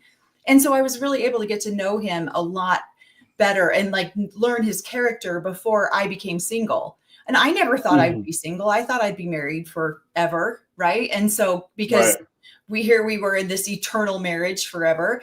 And so when, I actually did try. I wanted Corey to date one of my sisters because I thought he was so sweet and so nice. And I was just wanted him to, he's such a great guy. My sisters deserve to have such a great guy. And thank goodness he never actually went out with any of my sisters, because then when I became available, I asked him out and he was like, I can't go out with you. You're married. And I'm like, no, I'm actually divorced now.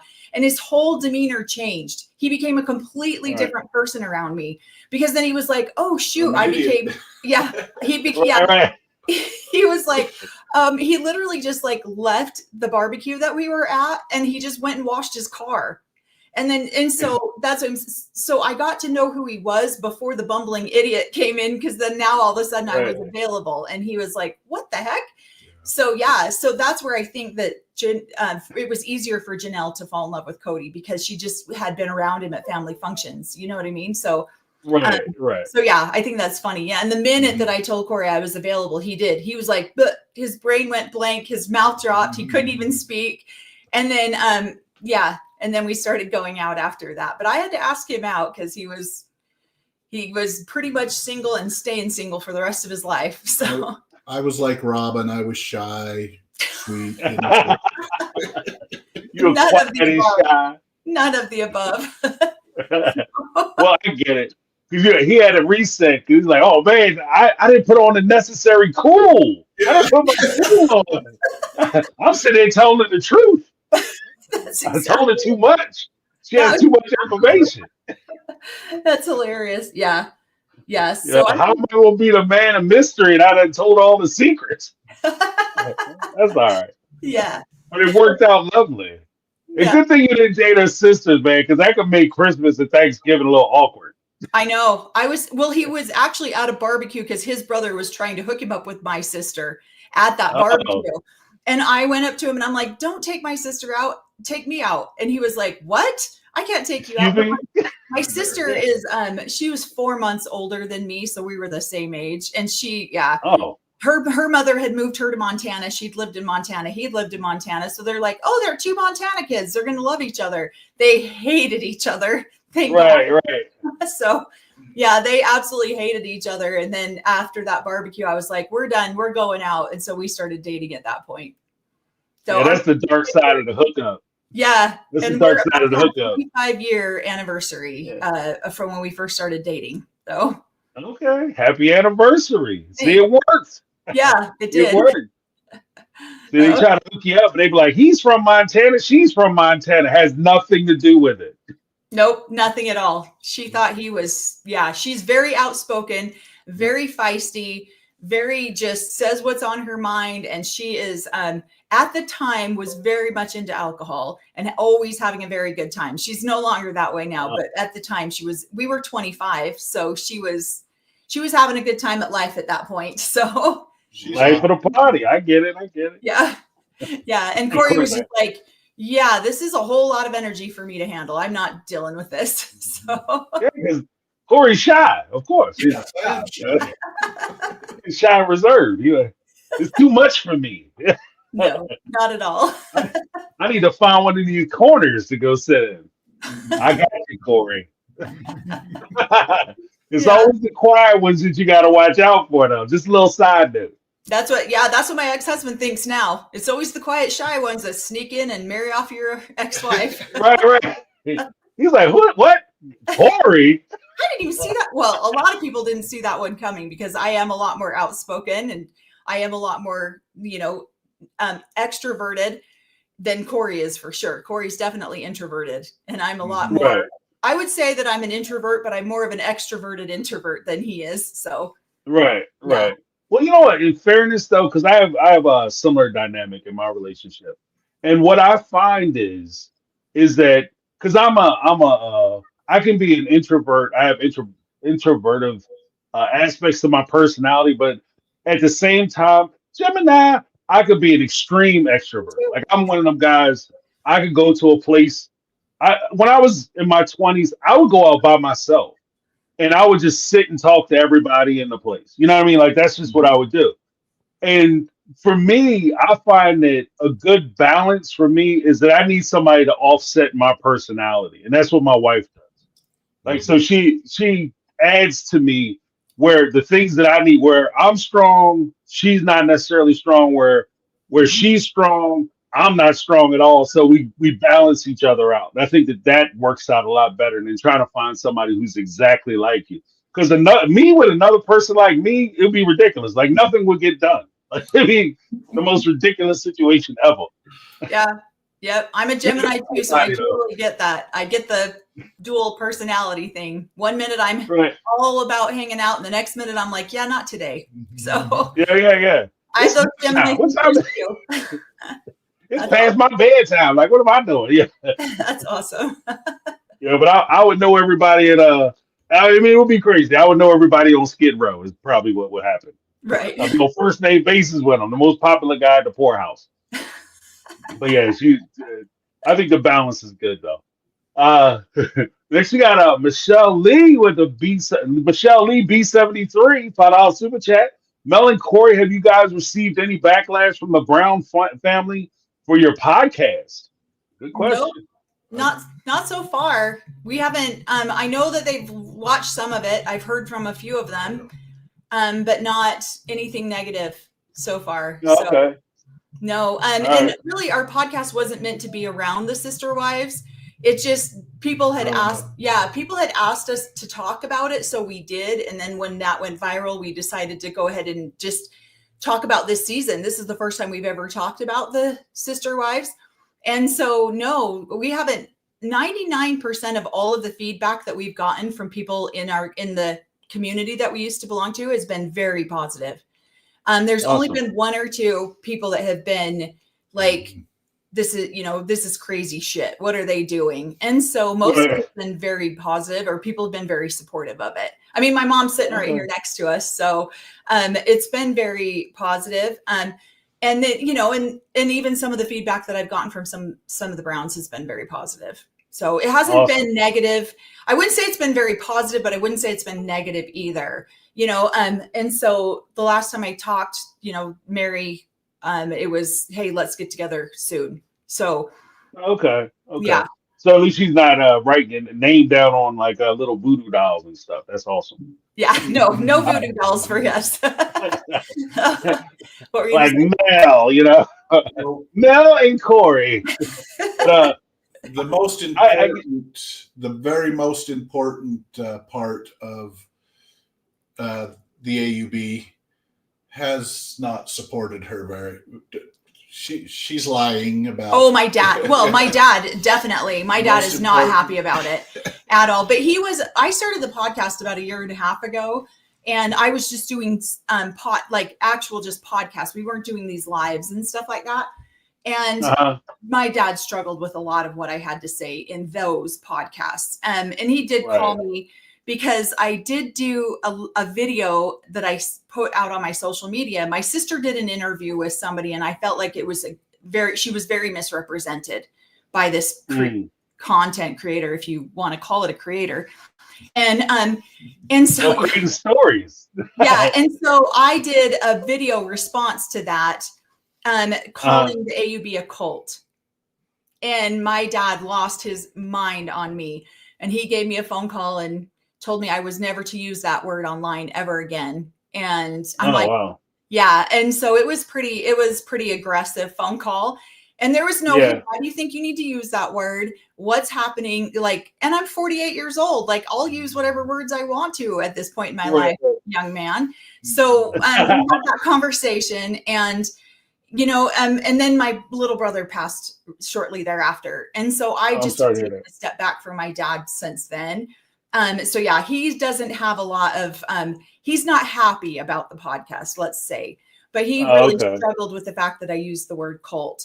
So, and he struggles with the fact that I would not maybe respect him in his position.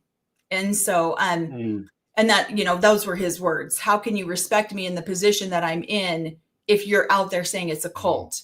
And I said, well, Right. I believe that it is a cult. And so I did actually a whole podcast on what defines a cult and went through every example of what defines a cult and then gave a personal life experience of when I experienced How that applies. Exactly. Check Yeah. mark. Well, that Check makes mark. it a cult. That makes it a cult. So, and so I just told my dad, I just said, I'm sorry that I'm sorry that you're upset about this, but this is my reality and I'll be talking about my take on reality. So there you go. Yeah. So, There you go. yeah. So hopefully they pull me into it. I don't need no enemies in Utah. right. Yeah. I'm So, just joking.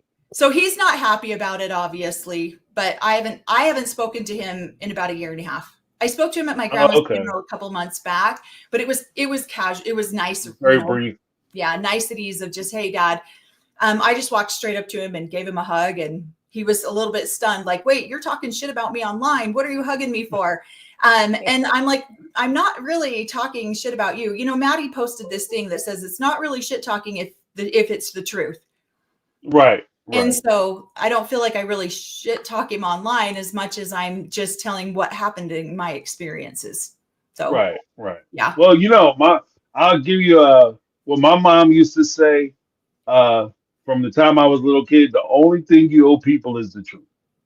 That's it. So as long as you're not being dishonest in your assessments, your observations, or your experiences, then it is what it is. And you just gotta get on and get off. But either way, the train's rolling through. So I respect the fact that I think too, like when we talk about because I have sometimes some terse things to say about the AUB religion. I'm not gonna sugarcoat it. I am that guy, but I do respect the fact that if you are in that position, like for instance with your dad's situation, he's not looking at it as I'm this guy who's just taking advantage of situations, even though he may be taking advantage of situations. I don't know him personally, so I can't say for sure. But in the mind of him, he may be looking at it from the perspective of this is what he actually believes. Right. And so if he genuinely believes that he's on the right path, and he's steering people to heaven, then it'll be hard for him to hear that he may not be, steering. He may not only is he not steering people to heaven, but he may be providing people hell on earth. Like, so it could be a hard pill to swallow, but it is, like I said, it is kind of what it is. And Right. sometimes part of being in that leadership role is listening to people's experiences so that you can learn from them, so you can develop things in a more positive manner. Maybe if people heard, people in leadership, just as a general suggestion, guys, but if people in leadership actually heard your position and your story and the stories of people like you, and not to evoke your mom too much in her story, I don't want to talk a business, put a business in the street, but people from her perspective, where she is, and she's going through what she's going through, and actually sit down and listen and try to understand what they're saying and what they're talking about, what their concerns are. Right. Maybe you can create that positive experience to where you can start to remedy some of these things and you can start to fix some of these relationships. The broken, like if you want to have people having 4 and 5 wives, teach them how to have 4 and 5 wives. Teach them the importance of patience, consideration, spending time with your kids, developing those relationships, not only with your kids, but your wives, teaching them how to work together as opposed to putting them diametrically opposed to one another, because the house divided amongst itself cannot stand, like Bible verse you hang on my wall. But, those types of aspects, I think, will go a long way with helping to defeat the very thing that you're upset that people are saying about you. Right. But you can't keep doing what you've been doing and then mad that people are making the same observations, because it's kind of funny that everybody has the same observation and are saying the same things. Right. Right. Yeah. And when my mom left nobody in the leadership talked to her about anything. So, and that's unfortunate because having been lived that way for 50 something years, there would be some wisdom there that could be inferred. But yeah. So I absolutely agree with you on so much of that. So yeah, it's a good portion of the people that we know are extremely supportive, and I do have my mom listen to every single thing we do. Cause then I'm like, hey, if there's something that I missed up, if I didn't get something right, bring it to my attention so I can correct it. Cause I want to make sure that what we get out there to the public is as accurate as possible cause a lot of it times I'll admit it can be filtered through my own experience. And so I'm not, I'm seeing things with a prejudice because of the experiences that I've gone through. So when I try to give commentary, especially on the Browns, a lot of times I'll try to wrap it around to an experience that I had that I felt like was similar or coincides with the Browns. So that way I can say, this is my experience and this is why I think this about what's happening. And so, so I feel like we've really tried to be as integral about our commentary as we can. But there's moments where, oh my gosh, we get so frustrated. We're just like, what is this man talking about? Yeah, so. And I'll absolutely admit too that most of my perspective on polygamy is coming from a child point of view, looking up, seeing how it happened. And as far as Robin's concerned, most of it's probably prejudice because I grew up with her mother in the community, and I didn't get along with her mother. I didn't like her mother. I was best friends with part of that family, and she was my least favorite in that family. And her daughter seems to be very following suit, exactly the same behaviors that her mother did on the previous family. So that's where my prejudice comes in. I don't know Robin. She was a little kid last time I saw her. I mean, I've seen her at different get-togethers, but I have no relationship. I don't have a relationship with Cody either. So Christine was probably the one that I had the best relationship with because we grew up, we were teenagers around the same age. So but So well, I mean, I think that's fair, though. I think that's fair because I say the same thing. Like, ultimately, these aren't my friends. Like, we're not hanging out on the weekends. They aren't telling me their deep, dark secrets. I'm just merely making assessments based off what I see on the show and in what my understanding of personal and interpersonal dynamics are. And that's where I take my perspective from. But well, you're usually pretty accurate because my mom sends me your videos all the time, and she's like, "This is the most accurate take that I have gotten or that I see." So your points are usually right on. So I'm sure your mom is being super kind. I appreciate it, though. I 100% appreciate it. Awesomeness. But we have Mary Harmon, $5 super chat, $4.99 super chat. I think it might be 4.99 pounds. So top of the morning from across the pond. One word for Cody: abhorrent. I wish he wasn't making so much money. Thank you, lovely people, for keeping the UK Sam's right up to date as we are very behind. Okay. Thank you very much. I appreciate that, and we're trying to hold them more accountable. And I think that there's also a perspective too that when we talk about, or at least from my perspective, and maybe you guys are sharing this as well, that when I look at a lot of what happens in the Brown family, even though we're talking about a polygamous staged show and relationship, I think a lot of the things that happen within this family can be applied to a lot of different relationships across the board. Right. Whether it's dealing with toxic people trying to manipulate you, controlling individuals who are trying to force you to do things like I think you guys had mentioned historically in your podcast or your videos, like the seed planting. That's not just something that happens in polygamous relationships. Right. Like we can, I can say at least 4 or 5 situations where that's total seed plant. Like, they're laying it out. But it's just understanding, maybe watching these shows gives us a better understanding of things or relationships or people who we may encounter and people that are in our lives, and maybe even help people that need that help or assistance. Right. Well, Right. it's like relationships on steroids, because everything gets in your face all the time. You know, you might not have the same experiences in 20 years with the small group of people that you're interacting with that you would have in 1 year with a huge group of people that you're interacting with in a familial status. So Right. that's why I think it's absolutely like relationships on steroids. So there's a lot to learn if you're willing to be teachable. Awesome. Just from your mouth to God's ear, we'll say. Certainly teachable moments. Brittany, not Brittany. She's one of my moderators. Thank you, Brittany, for moderating for us. 499 Super Chat. I work in a bookstore, and you can always tell who's buying 48 Laws of Power or Art of Seduction for nefarious purposes. Like so they're coming in trying to figure out how to fool people.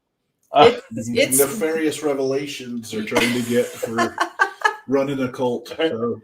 Yeah, we had I can't remember why we started reading the book, but we did. And I was like, oh my gosh, I almost feel like I'm giving a step-by-step guide on how to be an asshole. Right. Like the startup guide to cults. Yeah, it was crazy. It was a great book though. But I can definitely see how in the wrong hands it could be used for so many levels of manipulation. And it just opened my eyes to how much I've been manipulated by people who want power for nefarious reasons, you know? So, right. Yeah. It opens your eyes, especially as a kid who's grown up into it. Okay, this is why this leader said this or did this. And so it does, if you read through it and can learn the lessons from, so you're not being controlled by a cult. So it was one of those wake up calls for me once I read the book of, oh my gosh. And so, helps me avoid joining any other cults. So because you're raised in a cult, you jump from cult to cult to cult. Trying to get a connection.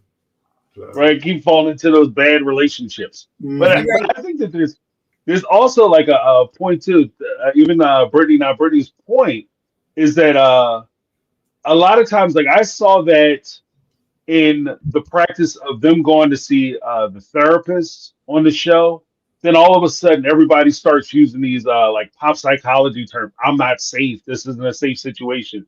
And if you have the wrong individual, depending on how you see them, going to seek therapy or therapeutic help, some people take that session and they improve upon themselves. Other people take that session and they just learn the weaknesses of others. So it almost becomes a roadmap of how to screw other people over. Like 48 Laws of Power was probably written with the hopes that this would enlighten people of how to avoid these types of situations of manipulations. Whereas people who want to manipulate people, I want to date on Sunday. So I'm going to read the 48 Laws of Power so that way I can influence people negatively when I go to the bar. Like something simple as that. Yep. Or how can I sell cars better? You know? Yep. And I started taking like self-help trainings or whatever when I was 20 years old.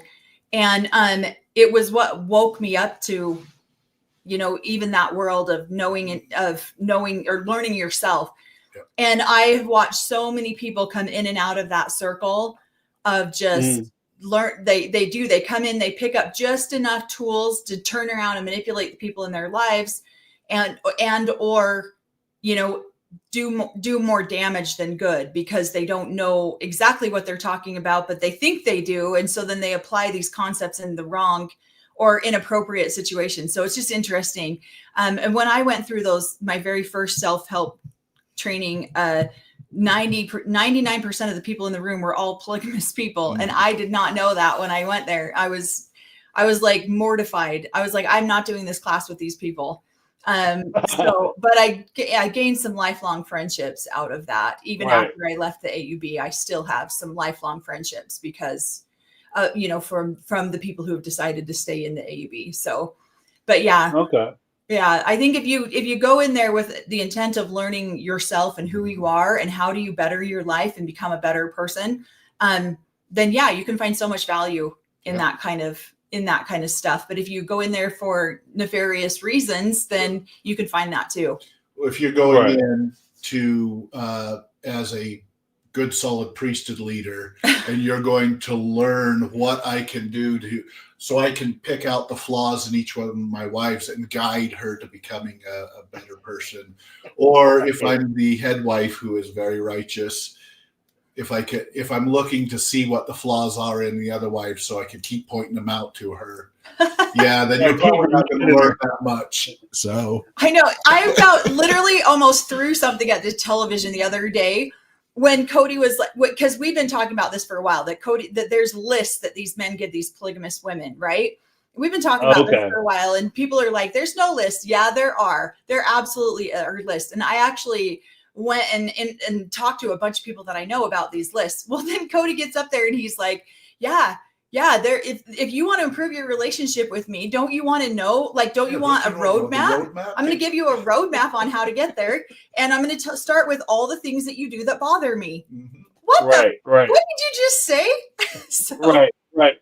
Well, no, I appreciate it, and you can feel free to go bilingual if necessary, speak some French.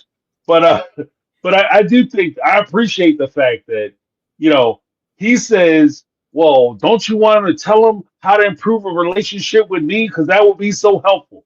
The ironic part about it is that I wonder if you are as open to your wife handing you a list back.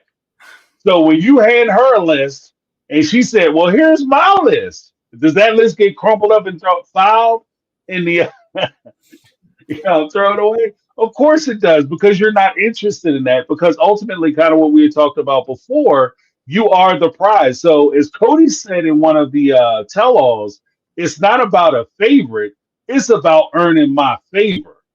And so if you're the prize, I'm telling you how to win me over. I'm telling you how to win the prize. And I think that that's where he's coming from when he says that I hand her, the ridiculous. I had like the fact that you would write it down.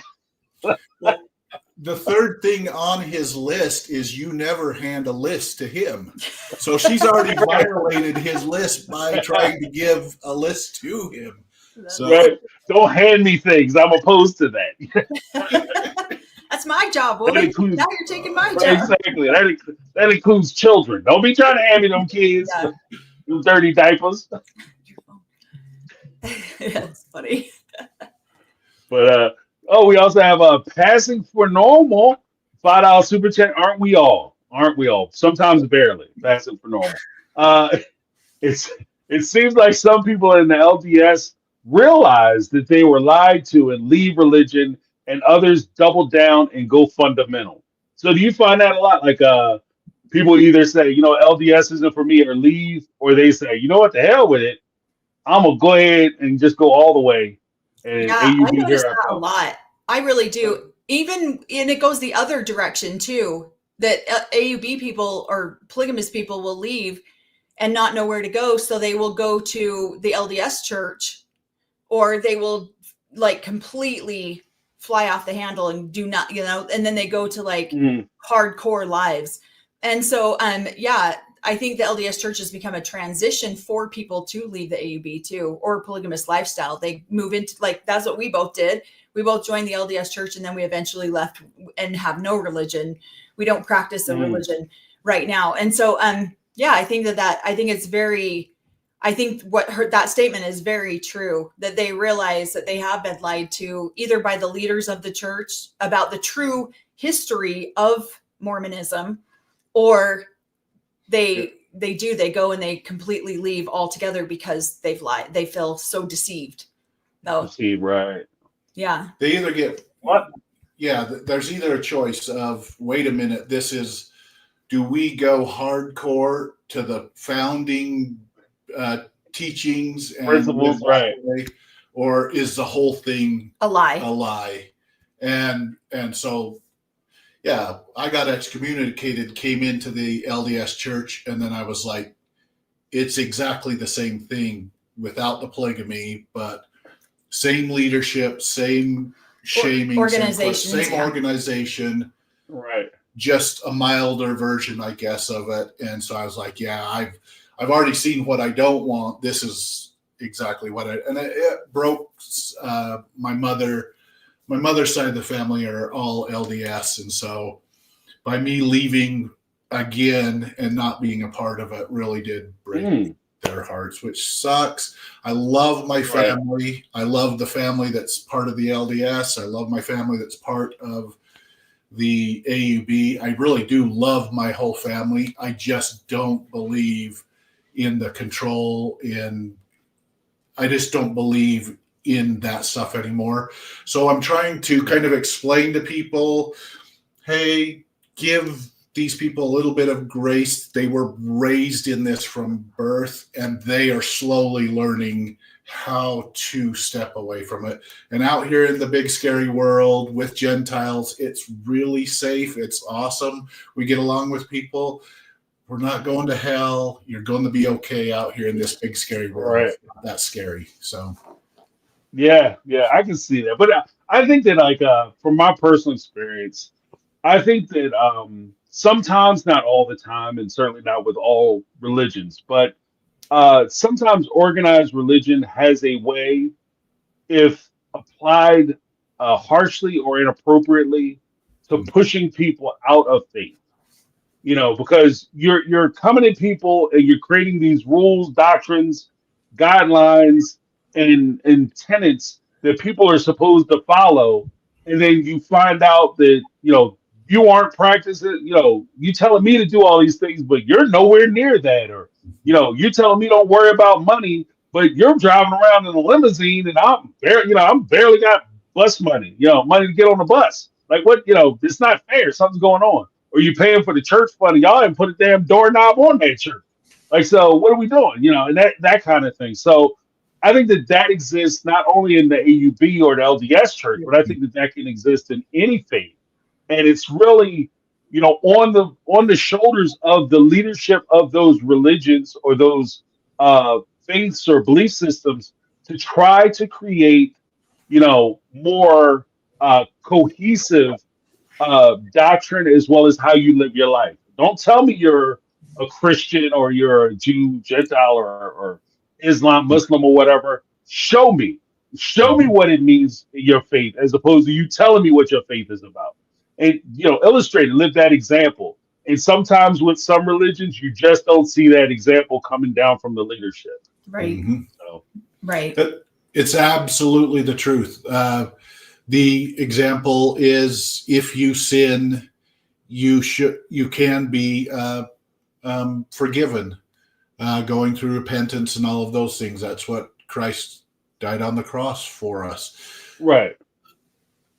But they make examples of people that sin that are in the wrong family. Some of them can get rebaptized, are married within the temple if you got the right last name. Others are excommunicated.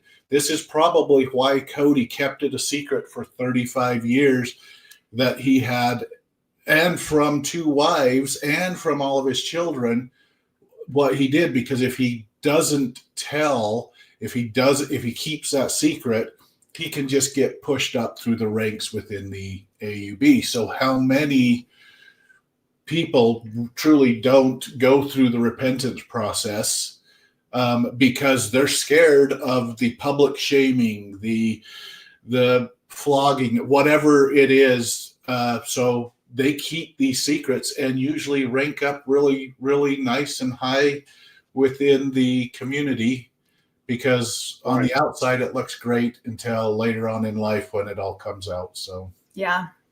And then when you're 18 and get excommunicated, it's really cool, because then you're going to hell and you don't have to worry about all of these rules and regulations that from birth you were told you had to follow. So it's awesome. Right. By getting kicked out, you experience true freedom in a weird way. Out sometimes I feel like was easier, because everything that I was told that I needed to do to make it to heaven, all of a sudden they just kind of took it away. No, you're never going to make it to heaven. You got to get out there and learn on your own and create your own belief systems. Other people that have gone through the years of deconstructing their belief so that they can get to a point where, okay, I don't have to listen to these leaders to make it to heaven. I don't have to have 9 wives to make it to heaven. I just have to be a good person. And so, yeah, I feel like I had it easier by being excommunicated than Right. her working years to deconstruct that belief system. To try to come out. Right, right. Well, getting kicked out, you know, you don't have any choice. So you didn't have to reconcile anything. You're not welcome. You know. Right. You're not welcome. And one of the weird things to me, especially because I grew up Catholic, but I have deeper roots in like my grandparents were like Baptist. My grandfather was a preacher and all that. But one of the things that I always found funny about like, especially like most Christian religions, is that, you know, under those doctrines, you believe that Christ came down as a sacrifice to die for your sins so that you could get into heaven. He basically paid the way for you to get into heaven. But then when you go to the church on Sunday, it seemed like everybody trying to send your ass to hell. Like, you know what I mean? Like Christ died to take you to heaven, and everybody who's supposed to be following him is trying to send you the other way. So, like, it's just not like, again, those are like, what it strikes to me that if anything, you should be trying to find grace for me and allow me to do things, experiment with things, seek, you know, true penance and be able to make it into heaven, because I seek that retribution, or not retribution, but I seek that that anointment from God through confession or whatever. And he died for me to get in there. So I just want to ride in like you riding in, because you didn't pay your way either, Playboy. So so it's just weird. Like, that's always been a weird thing. So the people on high are always telling everybody below them that they doing something wrong, and this is the thing that is going to send you to hell. While meanwhile, you're doing 10 other things that's also listed in the Bible as sins, but those supposedly aren't so bad. So right. So if you have a high enough ranking in the AUB, you are Christian. If you're lower peasants into the AUB, yeah, the grace isn't there for you. It's kind of cool. So he just messed up with one wife, right? It's okay. He only had one wife. It's all right. Yeah. Oh, we have Brenda Allegranzi. Hopefully I got that right. $10 super chat. Sorry I missed you Sunday. Sending my support today. No worries. Well, I don't know if that's for me or for you guys. If you guys did a Sunday show, but either way, I'm happy you're here now. Yeah, I don't know. I don't know if these are coming to you or us. This is our first combined YouTube we've ever done. So we're watching you run your show. Yeah, this is awesome. Hey, no worries. You know, I'm sure they'll hit the same pot again. So we'll see. Michelle Lee, B73, $5 super chat. Mary and Melanie Corey, have you guys received any backlash from the Brown family from your podcast? Oh, okay. I think I read that one. Or maybe they just wanted to ask that question. If you wanted to, yeah, you already said that. They know who I am. So I've been away so long, I don't think they have a clue who I am. They probably know her. You don't know. Because I think that at the end of the day, it's like most things when people talk about you, you probably listen to them at least once to find out what they say. So you can talk properly. You can curse them properly. They don't know me.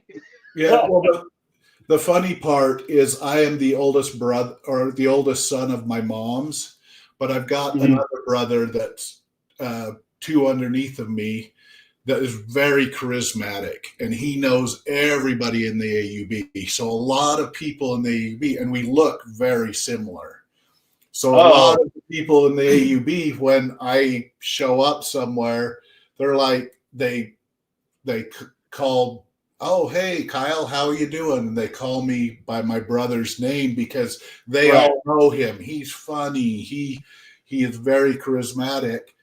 And so they just assume that I am him. So I think if the Browns saw me, Kyle would probably get the credit for it. I know. I tell him all the time. I'm like, you can just mess with people and then just be like, that wasn't me. That was my brother. Yeah. So yeah. Like, come on, man. I thought we were cool. Why do you say all that on you? So I don't have a podcast. What are you talking about? You're right.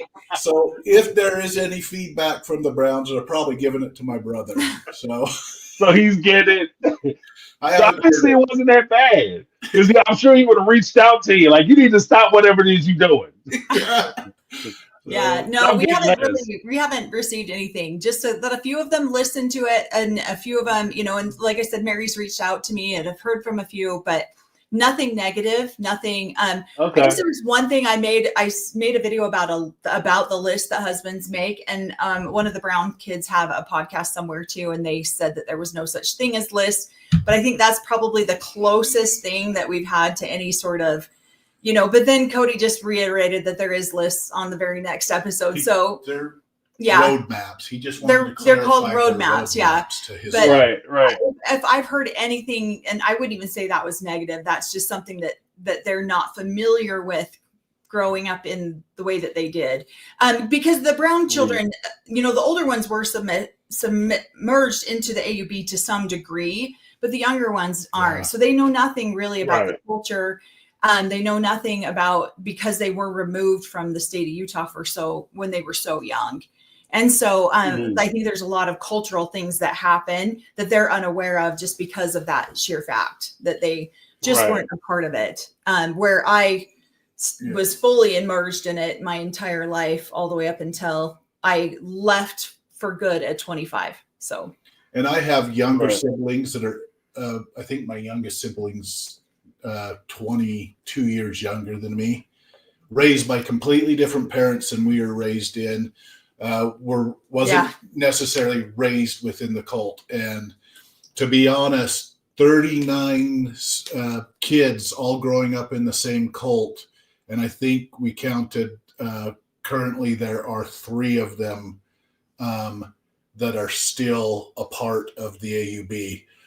One second wife, and one of my brothers has 2 wives. yeah. The other brother's still a part of it, but he has no wives. So that's 3 out of 39 that have stuck with the living in the cult. So that's a huge drop in numbers for the AUB. So a lot of time left. Well, because I think that would also be indicative, like in fairness, when we talked about earlier with Robin and whether she could go back to the AUB. Sometimes in some of these faiths, you can let me know if I'm missing a mark here. But if you're experiencing declines in numbers or memberships, you might open the door for people to come back, especially in Robin's case, if she's willing to bring her kids back into the fold. Because that helps to propagate your numbers. Especially being as though out of her 5 kids, 3 of them are girls. Mm-hmm. So like you have 3 potential wives right there, and they could help to bring more kids into the faith. So in fairness, it's not just the holy of the holy. Sometimes it's just a numbers game. Like we gotta get more people in the seats, get more butts in the seats. Yep, that's exactly what it is. So yeah. If she can't get a prophet, she probably could get a younger man that could marry one of her daughters and take care of her too. No. Say, That roll does them out, happen. huh? That does happen, but not often. Yeah, that's rough. I mean, it's like we'll make light of it, but it's on one level. We just so it is very clear. I think we're making light, and I don't want to speak for you guys, but I'll say this: I think we're making light of it because it is so disturbing. Because it lowers women down to almost cattle. At that point, where you're trading them like that whole horse trade. Like I give you a daughter for 3 sons, like that kind of. Like it's just weird to talk about it that way, as though your children are like bartering chips. But there is a certain reality that we have to acknowledge when we talk about these certain instances, and the occurrence that it happens, and the reality of why would it happen. If you are in a situation, Robin, she's doing very well financially, but if you take a woman who is in a similar situation with like Robin without the money, and then there's a possibility she can get into a family and she'll be able to take care of herself and provide for herself. And all she has to do is make one of her kids available for the kindly gentleman down the street. You know, there are some people who do that. And that's not just polygamy. That's, that's Right. out here too. So Well, we and can't, I did create a video called a 10 cow wife. And because it is very true, I was definitely reduced to chattel. And it's conversations that we had when we were younger about how many, like literally my sisters and I having a discussion about, well, I'm the 10 cow wife and you're only the 5 cow wife. Like we're literally joking about it as children, not understanding just the grossness of it. And so we do banter about it. We do talk about it. But then when I get serious about it, then it lights me up and I get I do get really upset about it. And it is one of the major reasons why I left, because I would never subject my daughter to that kind of, that treatment that she's worth no more than her purity. That's the only thing that's any value to her and so, or that she's just one of 10 wives and so I just couldn't imagine that life for her. So that is the biggest reason why I left, is because I look at her life now and her life is so full of possibilities. It's unreal. Both of my girls, I have 2 girls and their lives are so full of possibilities. And I couldn't imagine raising men like that. I didn't want my boys to have that mentality of treating their women like that. And so, my oldest is 33 years old. And even to this day, I'll be like, don't talk to your wife like that. And he's, I'm not saying he's a disrespectful, but I will still correct him at 33 years old, because I don't want him to be disrespectful to the women in his life. And what's funny is he actually ended up having just 2 girls. And so now he truly understands the value, where my ex-husband is very, very much in the patriarchal mindset of everything. And when my daughter got married, he literally sent her a message telling her now that she must obey her husband at all. This is the fatherly advice that's being passed down to my daughter about her wedding, is that he will now be her husband and she will now need to obey everything he says. And wow. Yeah. And so that's why I had to break my children away from that. I could not allow her. And her comeback was, well, what, you've hardly even met this person. What if he was a bad person?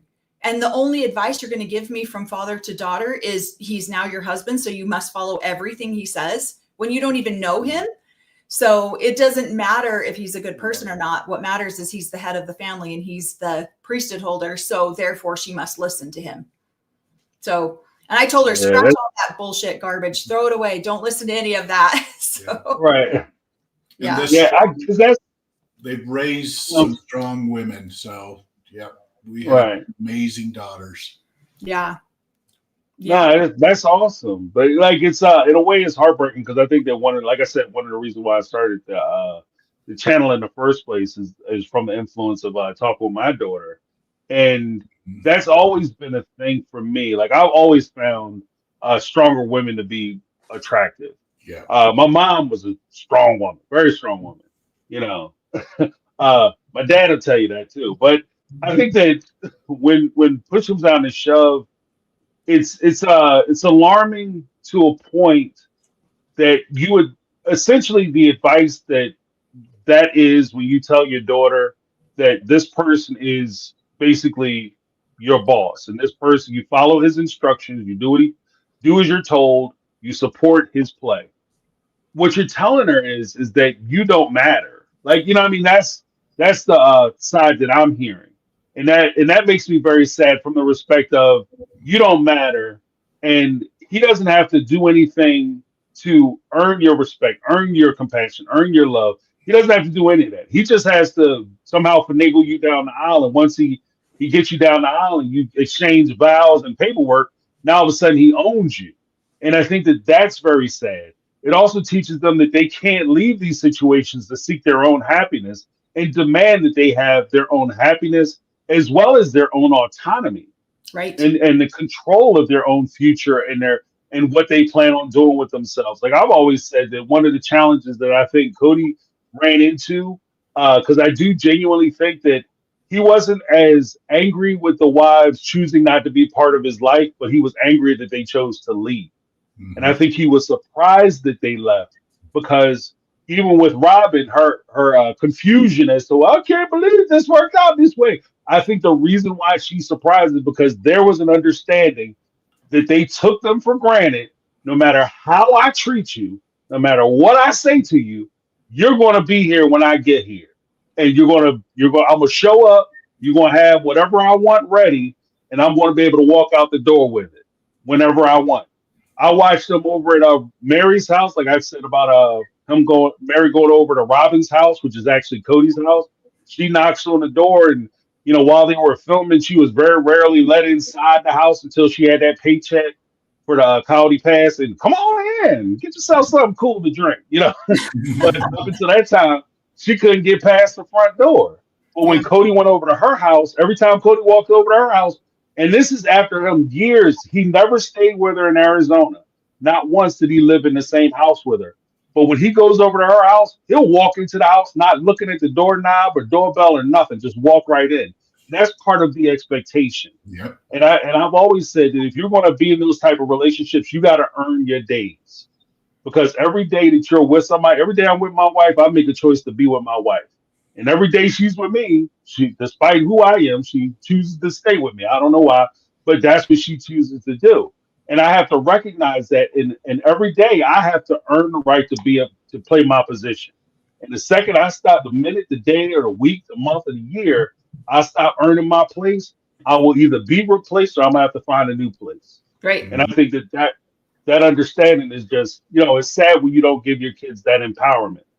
They can get that respect. I'm sorry, I went off a little bit, but No, it is kind of what it is. I absolutely agree with you. Go. Yeah, I was just going, you guys know what those covenants were that they made. So he's ticked because they broke that covenant that of their belief system. Oh, right? yeah. Because when you go through the temple, ceremony, you make covenants that are very serious, and they're not easily broken. But I mean, even when I got married, I was, 8 days into 17, he was 25. And the minute you kneel over an altar, the minute that we stood up from that altar, I became his piece of property, and he knew it. Mhm. And everyone in the room could see it. It wasn't, he Right. didn't try to hide it. I was now an object that he owned. And so, and so many of the men treat the women this way. It's disgusting. And so, yeah, it is. It's very hard because you take these promises that you've made so seriously, because you've made them before God, you've made them before your family. And yeah, they're hard to break. They're not easy to break. And I feel like my ex-husband was the same way. Yeah. He wasn't upset that I didn't want to share life with him anymore. He was upset that I would dare go get a release and try to be, separated from him and risk hell rather than stay with him. Yeah. And so Right. but I did get that release finally at 25. I was almost 26 when they finally granted it to me, but it took me years to get it. It was not something that I just made a phone call and went in and got. It took me a long time because it is a good old boys club to some degree. Mhm. And my ex-husband was in the back pocket of the prophet at the time. And so, of course, I'm not going to be issued a release. And I did get a release for adultery. And so, I was finally granted that release. But years of begging, years of being angry, and I wasn't going to get a release because I was a lot like Christine, where I was just like, these guys have no control over me. They have no say over my life. I'm out of here. Peace out. But then when I started dating Corey, growing up in the religion and knowing how important that release would have been to my dad, for my dad to even like Corey insisted that I go get one. And so then I did go get one, just for family relations to be. And so, but I'd already left way before, 6 months before I was actually, is when I started dating before I actually got the release. So yeah, there is, there's very much of an entitlement of an ownership of things and people in that culture. So, Right. yeah. And when women are leaving the men, or even the men leaving the AUB, you are risking your eternal life burning in hell. So that's what you're trained from birth, that if you disobey or if you don't keep those covenants you made, you're risking eternal life in hell. And so they're surprised when this woman would rather risk eternal life in hell to leave me. Are you kidding me? We could have just been over there and we don't even have to talk to each other. You know what I mean? But why would you risk hell? So, because he can have the option to be happy, but she has the option of risking hell or not. You know, and honestly, Mary was able to get a release as quickly as she did because once again, their situation is televised and people are seeing his bad behavior. And so, of course, she's going to be able to have those. And so the steps that a lot of the brown women have taken have come, I don't want to say easily to them because it doesn't come easily, but they have advantages that a lot of other women don't have. They have to go in and they have to go in and say these things because their lives aren't being televised. So she said, like my mom here. The word of the man trumps the word of the woman. Yeah. All the time. Right. So, but Cody has put his life on TV so the priesthood leaders can see the abandonment did happen. And so, but usually if you don't have a TV show where you can see that constantly going on, the man can say, no, that didn't happen. She's lying. She's disgruntled. Yeah. She's out of harmony with me. Shouldn't let her have that release. So. Right. Or she's just jealous. She's just jealous. That's probably the number one. That's probably the number one thing that these men use. She's just jealous. She just needs to go get herself right with the Lord. She just needs to go pray. She just needs to go, have a blessing of some sort, because then she'll get herself right with God. And one of my favorite sayings is, when you need to go get yourself right with God so that I can love you, because I can't love you or show you affection or show you any sort of, intimate behavior because you're not right with God. So you need to go fix that. You're not being a good sister wife to the best sister. Right. So the best sister wife. Right. So here's a quick. Oh, go ahead. No, it's a very patriarchal society. Women literally have very little. And the thing growing up is I always thought, oh, I came from the AUB. We're not as bad as FLDS. We're not as bad as the Order. We're not as bad as the Kingstons or all these other major polygamous families. We're not like that until you take a step out and then you see how suppressed the women are. Truly. Actually, yeah. And how lack of choice truly that you have. You think, I always thought, oh, I always had a choice. I didn't have to get married at 17. But then when I'm out of it and I look at these were my choices, I got married at 17. So yeah. That's why you did it. Exactly. Yeah. You don't know why you did it. You just did it. Yeah. Oh, here's one for you guys, Kate. I'm going to pop off the screen, but I can still hear you. Kate, 499 Super Chat. I'm sorry if you answered this already. The Browns seem to be increasingly calling the AUB a cult as well. Has it changed or just a realization? I think that it's they're having a realization more so than anything else. They're starting to break away. And there's, like I said just a second ago, when you're in it, you don't see the lack of choice. You don't see the lack of, suppression. But as soon as you step away from it, then you start to see and recognize the abuse for what it is. You start to recognize the cult for what it is. But when you're deep in it, and especially like there was an episode where Christine's aunt came on and there was a panel of polygamists and they kind of went after each other. And you put yourself in a situation where you are highly defensive of your belief systems because you're feeling attacked. And when my sister first went public, I found myself extremely defensive, even though what was being said was mostly true. I found myself really defensive of the situation because it felt so attacking to me personally. And even though it had nothing to do with me personally, and I agreed with what was being said, I just felt like it was being said in the wrong context, And so I think that that's really where the Browns are coming from, is they're starting to have the realization that it is a cult, that there are cult-like tendencies, and that the the controlness of it really does make it a cult. So Right. Oh, you had a sister that came out? yeah, that's what got me speaking publicly. Was my sister came out publicly after my dad became the prophet. She went and she did a bunch of interviews, and Oh, okay. yeah, and so I felt like she was grossly misrepresented, and things were not said honestly or truthfully. And so I just did one public video, and it ended up getting, like, I just put it on my Facebook page. I wasn't even trying to, like, I didn't have a social media page of any sort. Right.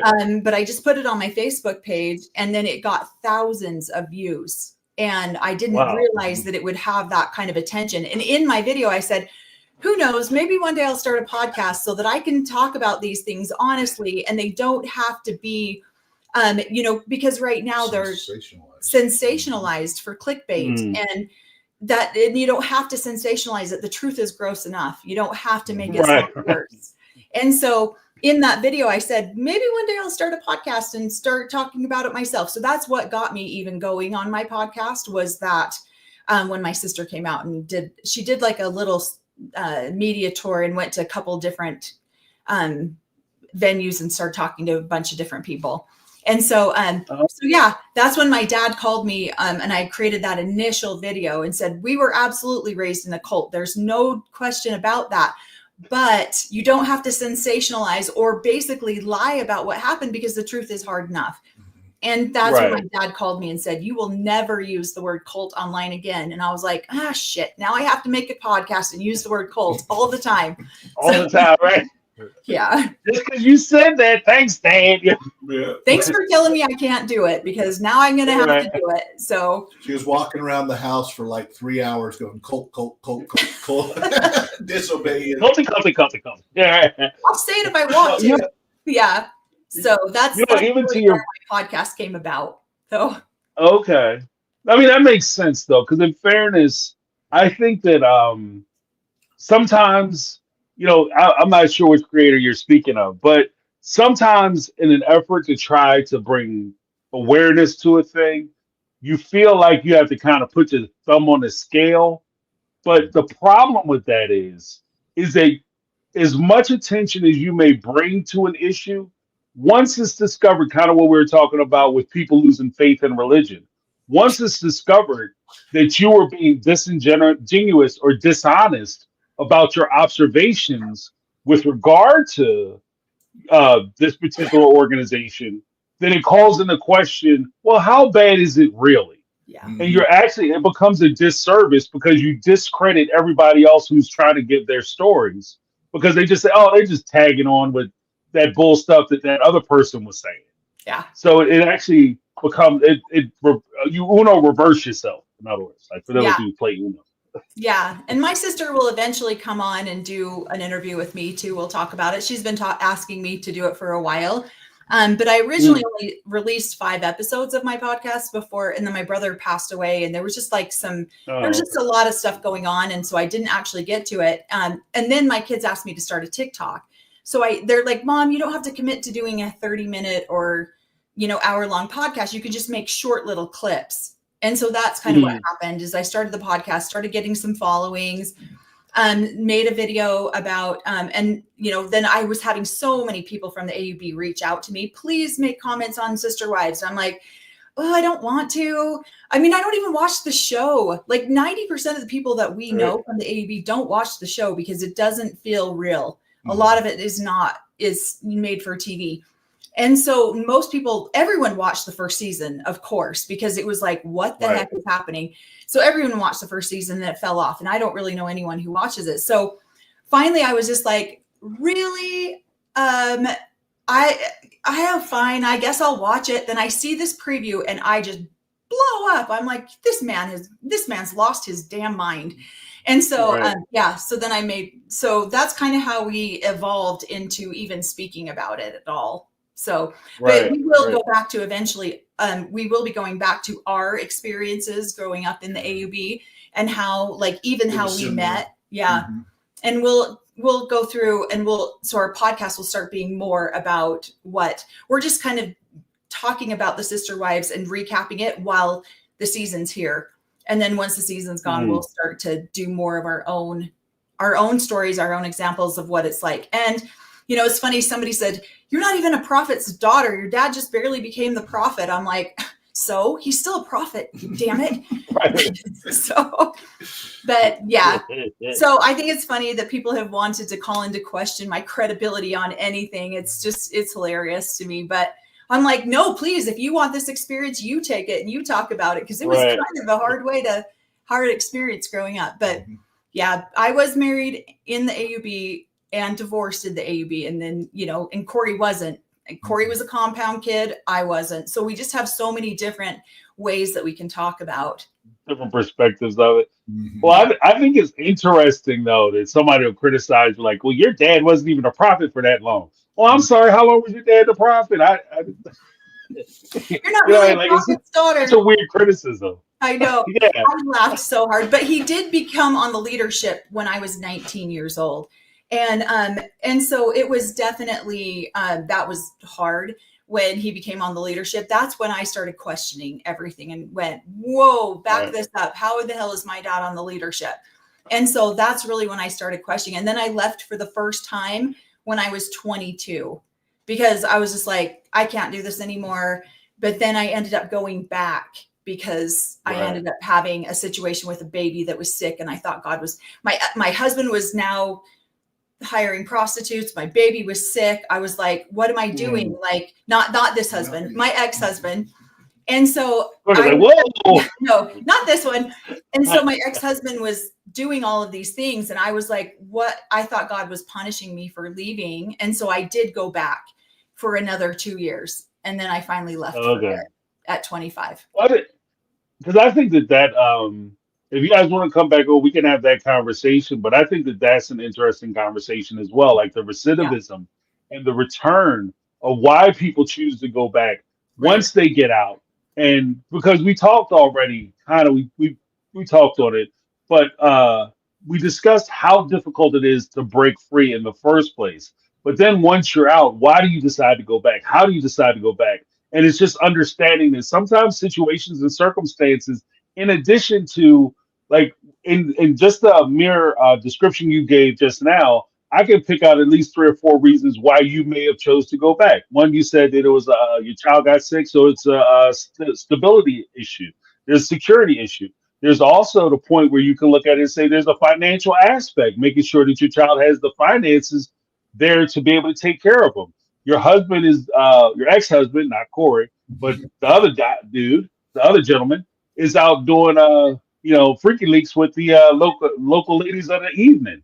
And you can look at that and say that maybe part of the reason why he's acting out the way he is, which is thereby damaging my family, is because I'm no longer there. So you have a built-in guilt there because you're at, on some level, the men are supposed to be, and you can correct me if I'm wrong, but just to understand that I have for most religions like this, to use the patriarchal system, men are in charge of the family, but women are the maintainers of the family. They're the ones who are supposed to be doing the day-to-day. So if you're not there and you're not taking care of your family because you're not present because you left, then if your family starts to fall apart or become in disrepair, then some women in those circumstances feel as though it's their responsibility to come back and fix the family so that they can maintain the family. Yep. But I don't know if I'm going too far. Maybe I'm swinging too far for the fences. No, I think that's exactly right. And I did go back with that mentality of it. I needed to fix things. And then I was the only one doing it. He wasn't doing it. And so finally, 2 years later, year and a half later, I'm like, I can't do this anymore. I'm not going to do this anymore. How many times am I going to take him back, hoping that I'm the one trying to fix the things because it's my responsibility to make sure he's happy. And so unfortunately, so yeah, it's a mind, it messes with your head on levels that most people don't comprehend unless you are raised in a highly controlled cult like that. So yeah, it does. Right. There's things that I would never have tolerated. And yet for some reason I'm in there tolerating them because of that. But it really did take me looking at my little girl going, yeah, I don't want this for her. I won't have this for her. And making Right. those changes for her sake more than my own. And then it eventually turned into making them more for my own. But for initially it was for her because I couldn't do that to her. So yeah. Right. No, I know what you mean. It's ironic you say that. And I'm sorry, Corey, if I stepped on you a little bit. But it's ironic that you say that because I think that as a parent, there are certain things that you're willing to endure. Mhm. You know what I mean? I'm willing to put up with a lot. And I'm willing to go through what I need to go through. And it doesn't seem that bad because it's happening to me. But at the same time, if anybody was to ever try to do that to your child, you would, walk barefoot through a field of glass, broken glass, Mhm. to get to them. You know what I mean? You would never let that happen because you understand what the pain is. And I think that that's where, sometimes that step back and looking at your children is what can help to shape a better you. Like I say that with my involvement with my kids, and this is why I think kids are such a blessing in many respects, especially if you have, their people, if you have the right people. It's such a blessing to have those folks in your life because just as much as I think that I helped to shape my kids, I know that my kids have helped to shape me and my outlook on life and how I perceive things and how I go about things and why I do things. So just as I hope I make them better people, I know that they've made me a better person Mhm. just by being involved with my life. And I think that that's where, when you look at your kids and you say, you know what, I want more for them. I want better for them. So I'm not going to expose them to this, even though if it was just me, I might tolerate it for another 15 years. But when I'm thinking about them, oh hell no! Like I'm not going to have them go through this for 5 minutes. So you make those kind of decisions. Right. So Well, and in all fairness to my parents, with my mom sitting right here, she thought when they went into this religion, they thought they were giving us better than what they had. right, That's the whole goal into going into this religion and, being raised Mormon or LDS and then choosing this religion as an option. That was what they believed. So, and, I've had to work through a lot of those feelings towards my parents. Like, how could you do this to us? Like, why would you do this to mm, us? Did you hate us? Did you not want us? All of those questions are going through my mind as a teenager, as I'm learning to process through, and one of the best comments that I've ever heard when I was 20 years old is when, we do the best we can with what we have and what we know. And when we right, know better, we'll do better. And so, right, here my parents thought they were giving us something that turned out to be more destructive than not. And so, yeah, that's why the majority of the kids don't choose that. Out of my dad's 34 siblings that I grew up with, then like there's 3 that still live that way. That's it. So the right, majority of the children do choose out of this Mhm. lifestyle because it is so destructive. But in all fairness, nobody goes into it believing that it's going to be destructive. They go into it right, believing that it's going to lead to community and, a huge family that supports each other. It takes a village to raise children. All of the things all the positives and pluses that they wanted to have through this community, that's what they truly believed that they were going to be creating. It's just you get that one bad apple in there, that one bad seed in there that wants to come in and make it all about them and their own needs and their children's needs, and then it blows the whole thing up. So right, right. Sweet and Well, shy. I mean, I think that there's all. Oh, I'm sorry, Corey. What were you saying? I just said the sweet and shy ones. Yeah, yeah, yes. The cherished, beloved, sacred cow. Yeah. I I like that. because I think that there's a point too where you have like the you know because there's a lot of folks who stay in relationships longer than they should, all for the sake of their children, because in their minds they look at it like, I don't want to leave this relationship because I don't want my kid to come through a broken home.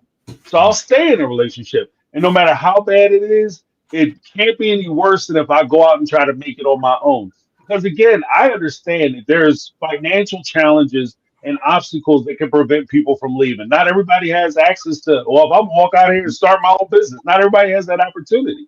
And especially if you're in a situation where you don't have the educational background, or in some cases, if you don't have the work history to support your ability to walk out and get a job, because that's something that really doesn't get talked about either. That if you are, say, in your situation or a similar situation, you're 18 years old, you graduate high school, right? I know you said your situation is a little different, but I'm just saying, like, you graduate high school at 18, you get married, you have children, you stay out of the workforce, you never really had a job, maybe except for like the little McDonald's jobs or something like that you were doing for part-time money. Then you leave the workforce to raise your family. You're out of the workforce for 15 years and you've only had that little part-time job experience.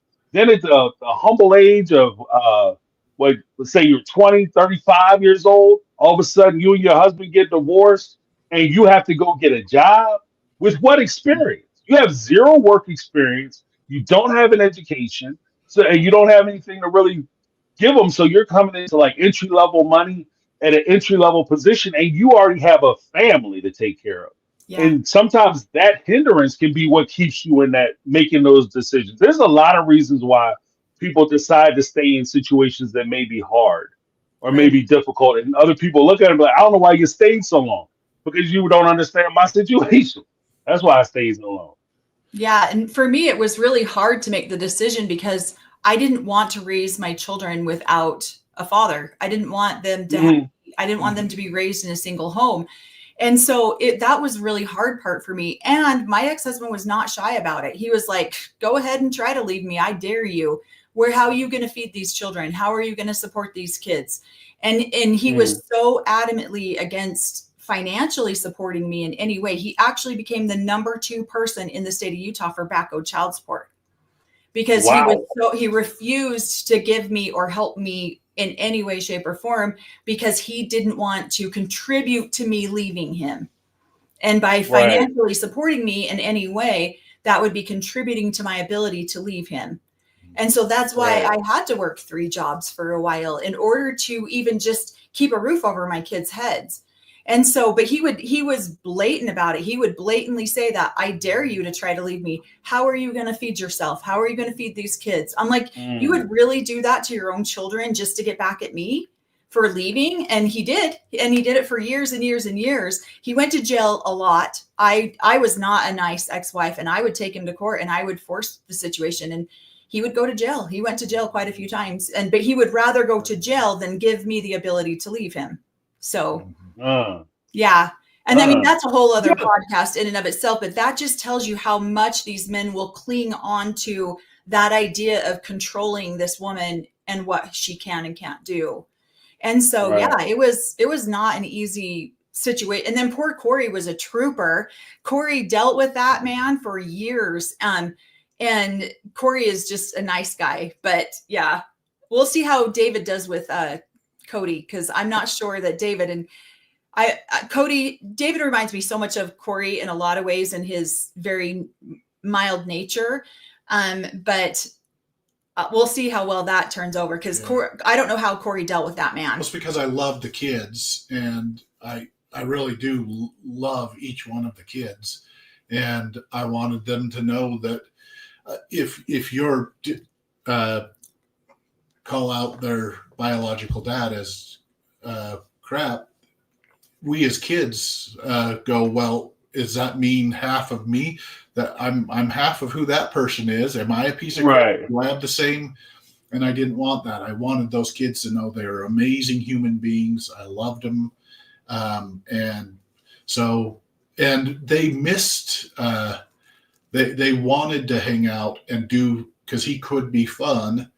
And so, when they asked, I was like, yeah, absolutely, invite him over. Oh, he spent a lot of holidays at our house. Because I'd rather them be around the people that they love, but be in a safe area or safe environment. Yeah. And so here I'm using Robin's words, doggone it.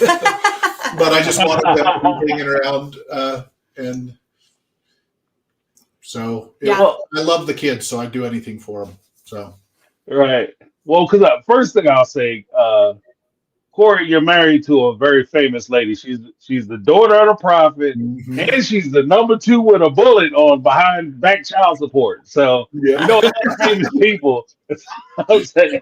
But I do think it's commendable especially because it's a special gift if you can step into a child's life as a bonus parent, Mhm. and provide support to that child. Not necessarily trying to replace anybody, but you're just merely there to add additional support to the child to help them to develop and grow into the people that they want to be. I think that that's very important. But I also think that it's important. Kind of one of the things that I saw about Christine's situation with David, and I'm willing to guess that it might be like this with you guys. Again, correct me if I'm wrong or overstating.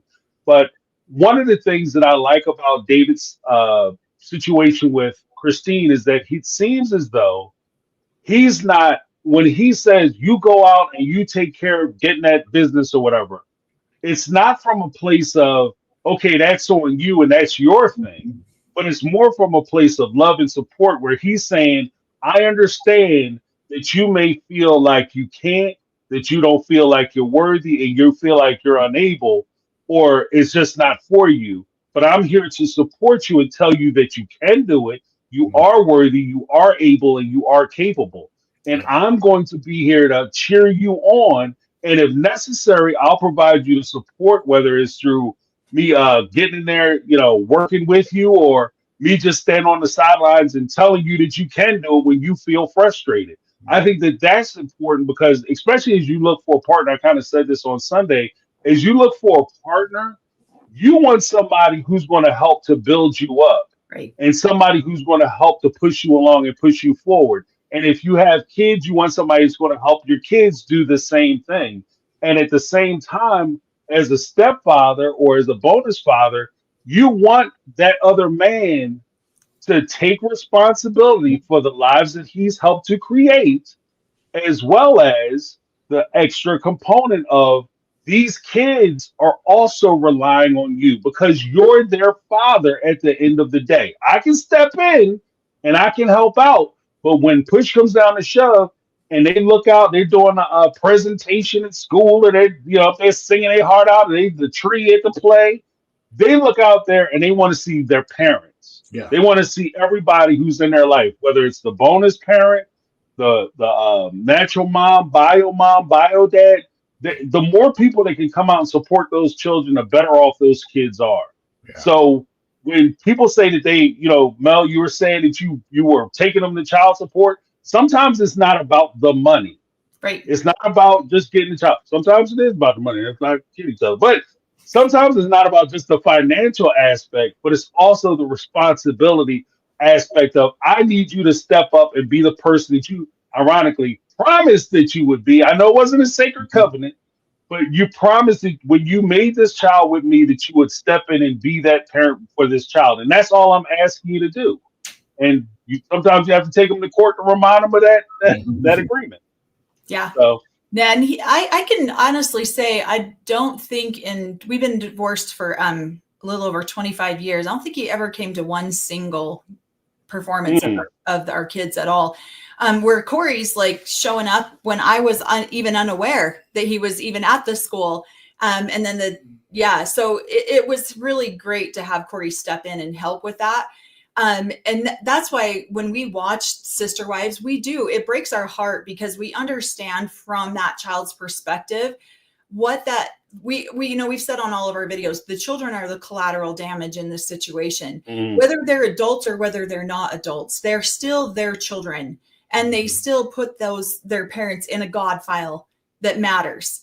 And so when you watch these kids struggle with that back and forth, when we watch Robin's 3 older kids struggle with their bio dad and the situation that Robin put them in on national television under those circumstances, the kids really are the collateral. And it's gut-wrenching to watch that because we've watched what our children have gone through for the last 26 years of having a divorced parent situation under these circumstances. And so, it's really tragic at the end of the day when you have somebody who does step out and never steps back in. And or he goes, I'll step back in, but I'm going to leave the door open with a hand out for you, but I won't let go of Robin's hand. I mean, what a piece of that was one of the worst things I've ever heard him say. Like, I will still reach out for you as my child as long as you but I'm not letting go of Robin for that. And Kids don't want to hear that. They want to hear, I'm going to do whatever I can for you because I love you because you're my child. And so I was so disgusted. So he blows my mind on so many different levels with the women in his life, but the children are a whole nother level of absolute disgust, the way this man treats his children. And so, yeah, it's gross. And I watch my dad do it. I watch my uncles do it. I watch every man that I know. It's funny because everyone's like, then why did you go marry another AUB guy? Isn't he the same way? But I'm like, no, Corey got excommunicated because he was too funny. He was too nice. He was such a gentleman. Like, he has all these characteristics that just don't fit the average AUB man. I had the wrong last name. So he got kicked out. So... and I think at parenting from a different point of view. I grew up, I love my dad. I love my mothers. I wish I was one of 39. I wish I had more time to spend with my dad. I didn't. I wanted so every time I'm with my kids, what is it that I wanted from a dad that I looked up to as that dad?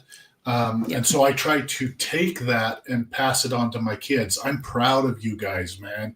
You guys are amazing human beings. I love you so much. I want to spend time with you.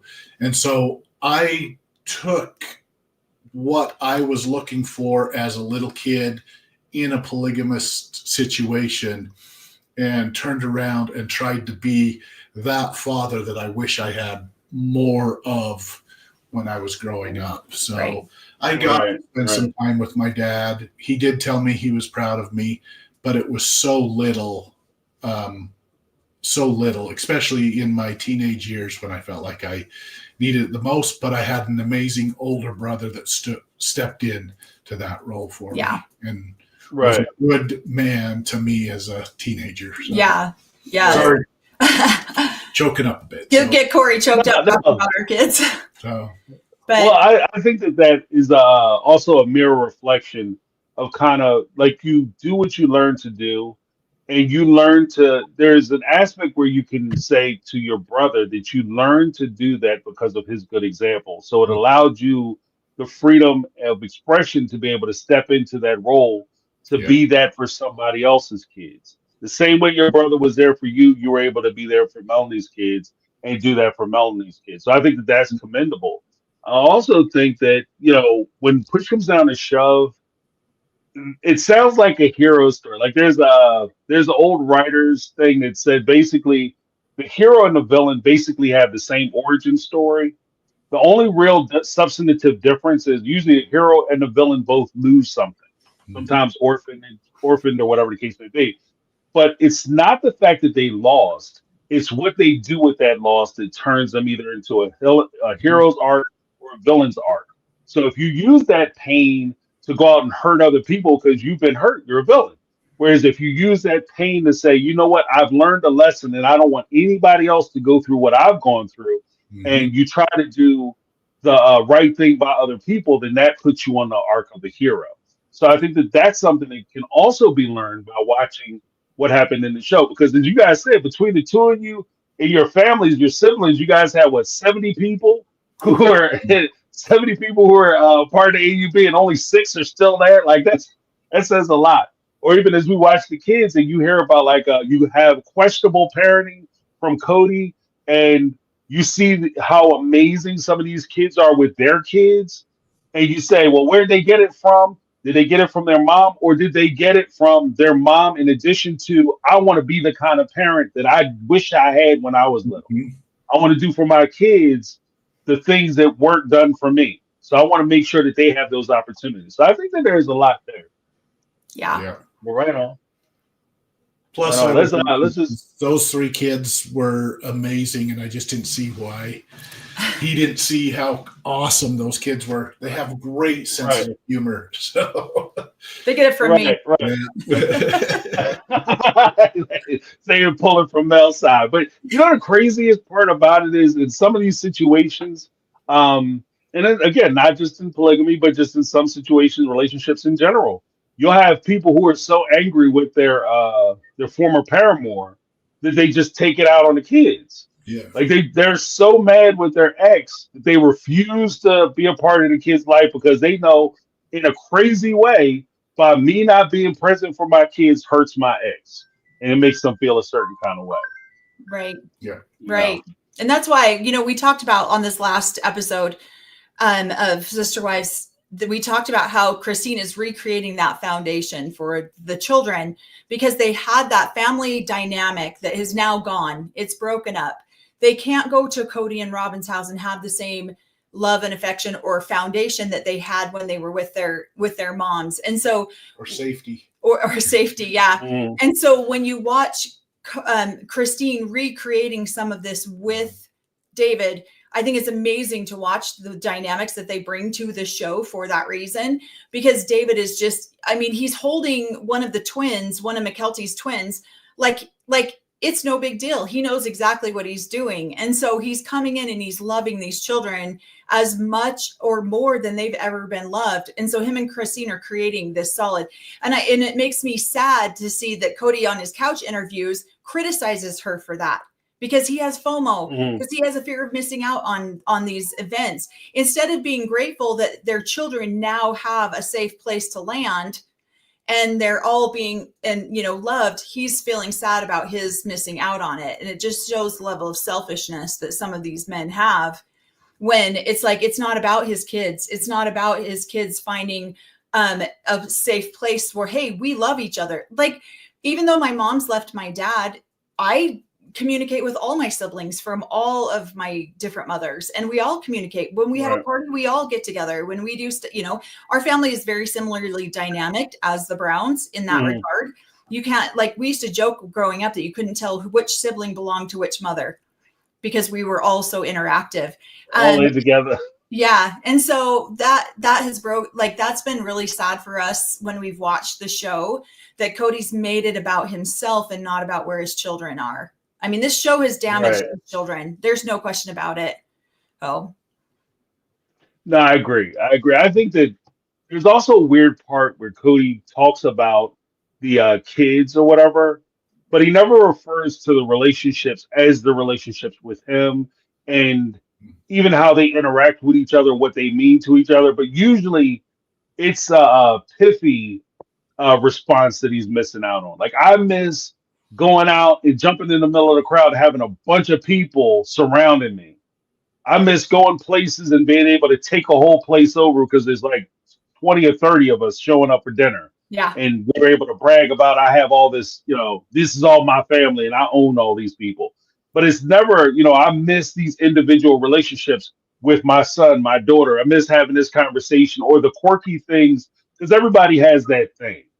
You know what I mean? Like, you might have a kid that's funny and you they make this comment and it's hilarious and I love their personality. The other child maybe they could play the piano and it's something that you miss about them. But I never heard Cody refer to any individual thing that he misses about his kids as though they're individuals.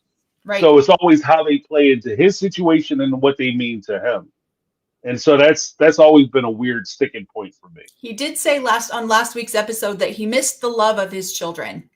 He didn't say, I miss loving my children or I miss caring for my children. He missed the love of his children. So once again, it's a very selfish, self-centered. He misses being loved.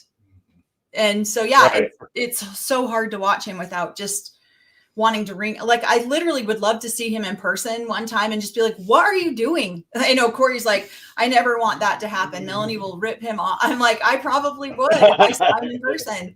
It's insane to me that he just literally doesn't care about his kids like that, and yeah. So it's hard to watch. It's hard to stomach. No, being on that, my dad didn't know a lot of individualities about us children growing up. And that was really hard to not, I probably got a little bit more attention because I was one of the older ones. And then the younger ones got a little bit more attention, but my attention was not always positive. My attention was 90% negative from my father, because it was like, you're not doing this, you're not doing this, you're not, and gave me lists of things that I needed to be doing. And see, it started very young. Yeah.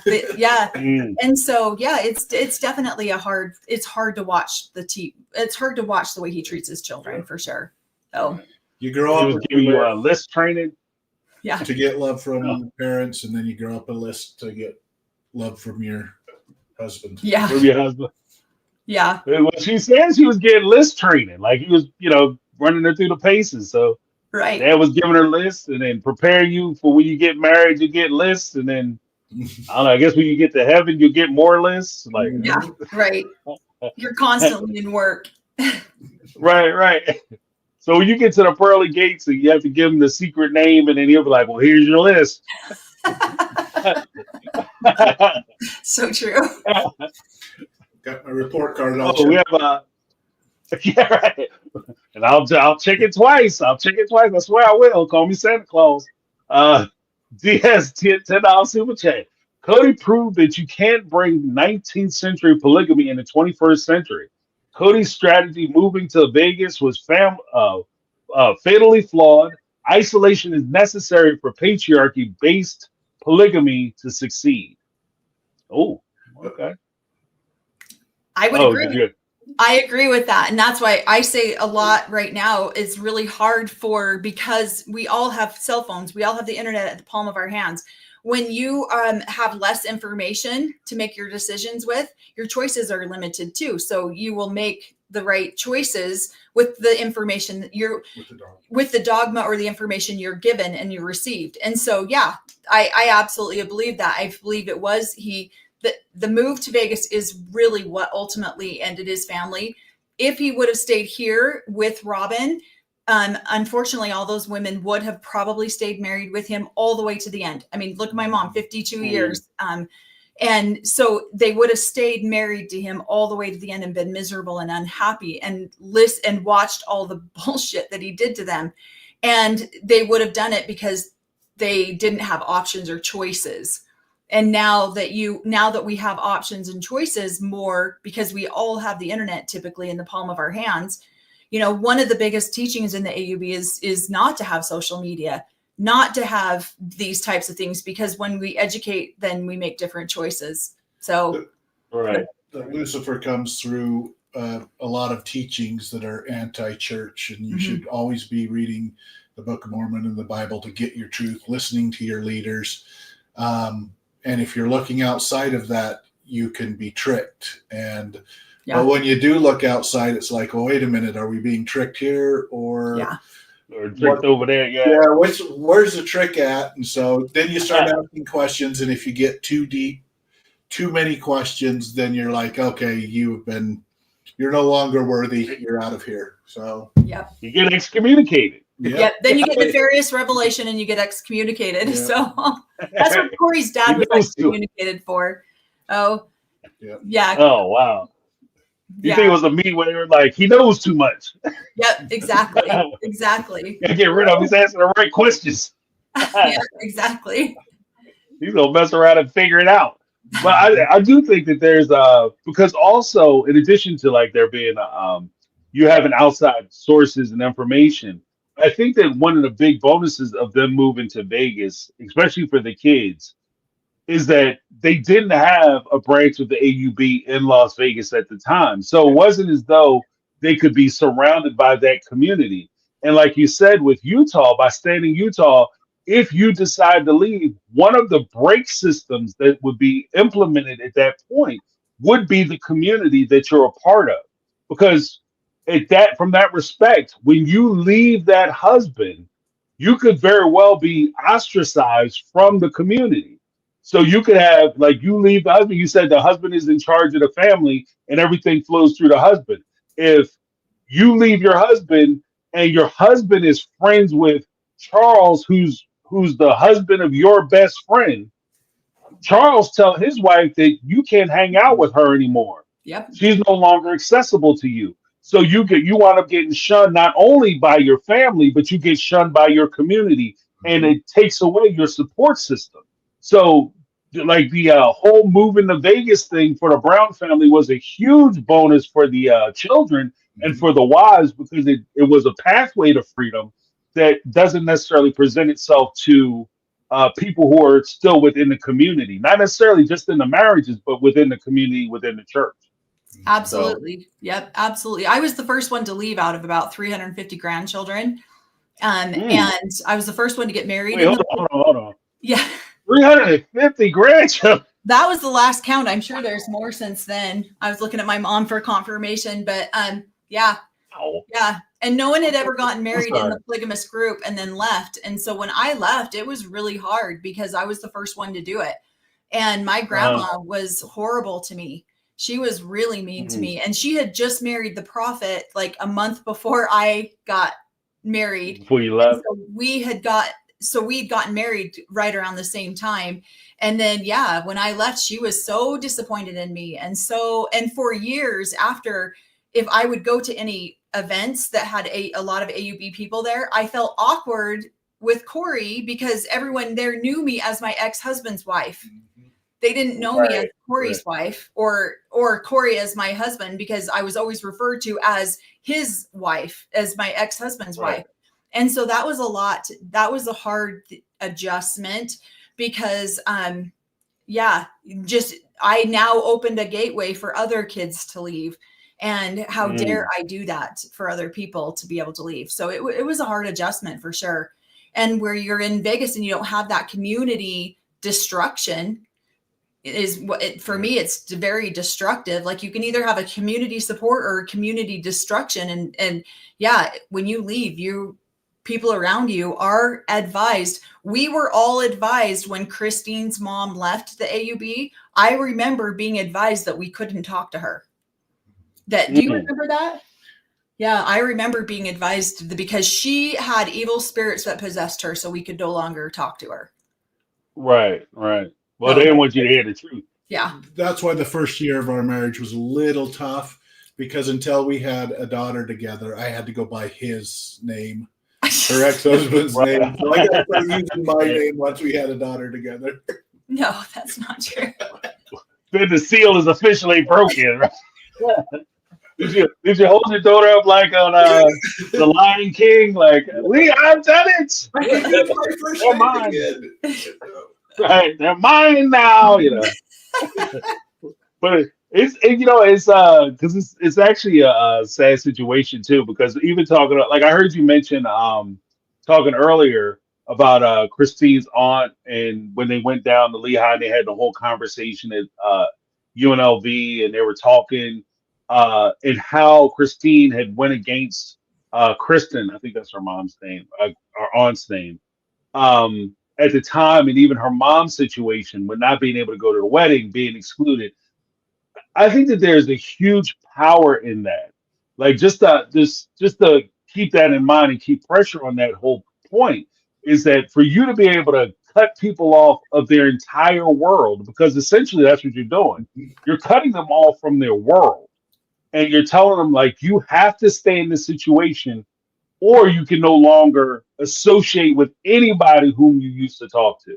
Anybody who you were friends with, family members who you relied on, folks that you could pick up the phone and say, hey, could you come over and watch my kids?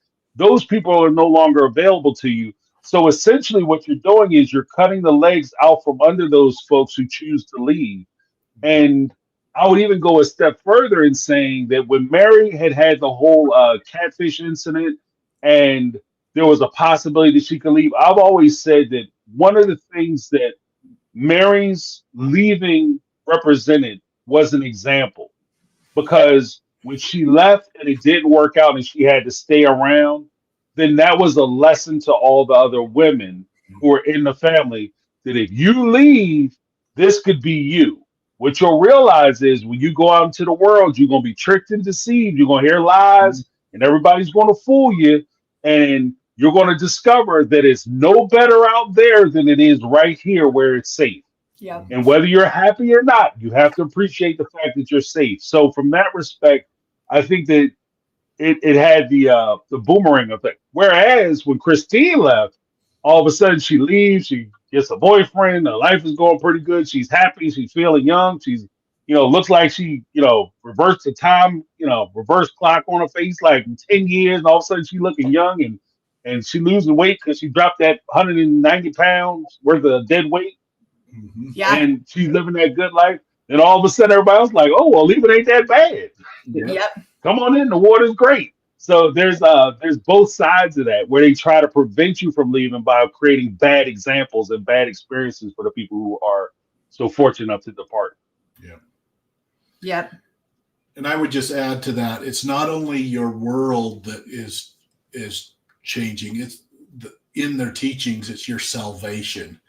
So when you leave, when you are now being taken away your connection with your maker, and you're being turned over to the buffetings of Satan, now you will be miserable for not only this worldly life, but for eternity. So you are not only sacrificing what's going on in this world today, but your whole eternity if you disobey, if you leave. If you leave, you are cut off from being happy for eternity too. Yeah. So it's a huge fear for people in the AUB to make that kind of severance. And so where some of them are like, you know what, I don't even believe this anymore, like Christine, but that's scary for Robin. Robin's got that foot in both sides. She's not willing to, where I think Cody's probably gone. He doesn't want to be a polygamist anymore.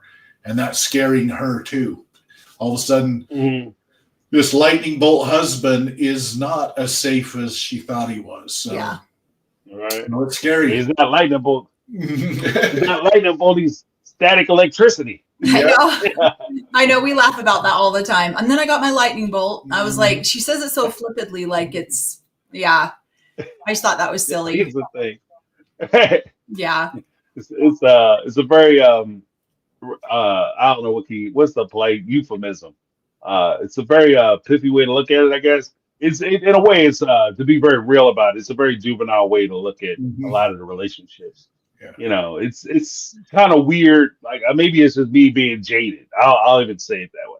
I'm jaded, so I'm looking at it and say, "Oh, I felt the lightning bolt. It was love at first sight." Well, that probably wasn't a lightning bolt. Right. You know, that's not what I would call it. Lustful, yeah, for sure. Like, you know, that's the thing. But a lightning bolt, maybe not. Right. It's weird to happen in church though. Like you going into church, like ooh. Can I get you some wine and crackers? You know, I mean, like, what? Exactly. It's funny. We were always taught if you got hit by lightning in church, it was for something bad. So yeah. you were doing something wrong. Right. That was your first sign when you get struck by lightning in church. Well, first thought through my mind is probably, aside from the lightning bolt, apparently is maybe I shouldn't be here. Like maybe I've been messing up so bad, and you know, Lord, don't even close the door to me. Yeah. But we have Elizabeth with the 499 super sticker. Thank you very much. Thanks. Then we have Elizabeth. Thank you. Then we have D Matina, I like that name. $2 super chat. Melanie, when or will you go back to Spotify? Yes. Yep. As soon as we start doing our sit down podcast where it's just not these lives. And we just ordered our microphones that will be here today for that. So I'm expecting that we will start recording those, and then I'll upload those back to Spotify again.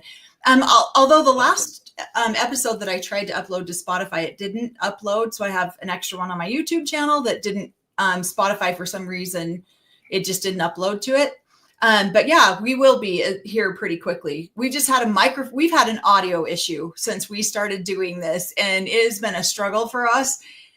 So we finally ordered, we've been taking all of our super chats and everything that people have been giving us and saving up, and we finally got some microphones that will be here today. So, and we're learning how to talk. Yeah. Well, I'm talking louder. She's talking normal. I'm sitting closer to the mic, so hopefully everybody can hear us as we're talking. So yeah, I have to take a big sit back because I talk so, and I think it's just because I do wear hearing aids, so I do tend to talk a little bit louder. And so, yeah, it's hilarious. So we do try to sit a little bit back, but when the microphones get here, we'll each have our own. It will hopefully be a whole better setup. And then, yes. So short answer is yes. So. All right. They said they got the game changes on the way, so be ready. Yep. Be ready. Yeah. Next up, we got Eve R, $5 super chat. Thank you so much for speaking up for these women. I know it can be easy to judge when it's not our own situation. My father was like your ex, Mel. Mm. So yeah, so and that's I think that's also part of it too, is that like in some of these circumstances, especially with Christine and Mary Janelle, I think there's a lot of people who are never in polygamous relationships, but even as monogamous or people who are in long-term relationships, they can identify with some of the elements that went into the breakdown of their families or the breakdown of their relationships that I think exists. Like I think that there's a lot of crossover. So I don't necessarily have to have five wives for me to understand what it's like to have an argument or a disagreement with a with your partner. Like you don't have to be married to five people. Now, clearly, it's going to be way more complicated if you got five people yelling at you. But you understand what it takes in order for you to make those relationships work and amend those relationships. If anything, I think that I felt like early on, the Brown family used to kind of slight or take shots at like monogamy as though it was easy and polygamy is more difficult. From my respect, I think they're equally hard in different ways, but I think monogamy is hard because you have to. There's certain things you have to do. Like I have to address if there's an issue in my house, I have to address that issue in my house. Mhm. I don't have the privilege of being able to walk out of my house and pretend like it's not a problem. You know, because if I walk out of the house and pretend like it's not a problem, the locks might get changed when I get back. So, And I've always said that. I think, a lot of people are like, oh, I can't imagine dealing with that many women. But so many of the men don't deal with it. They just, I don't want to deal with you today. So then they go to the next wife's house, or they just don't go to that mhm, the wife who's having an issue. They just don't go to her house at all.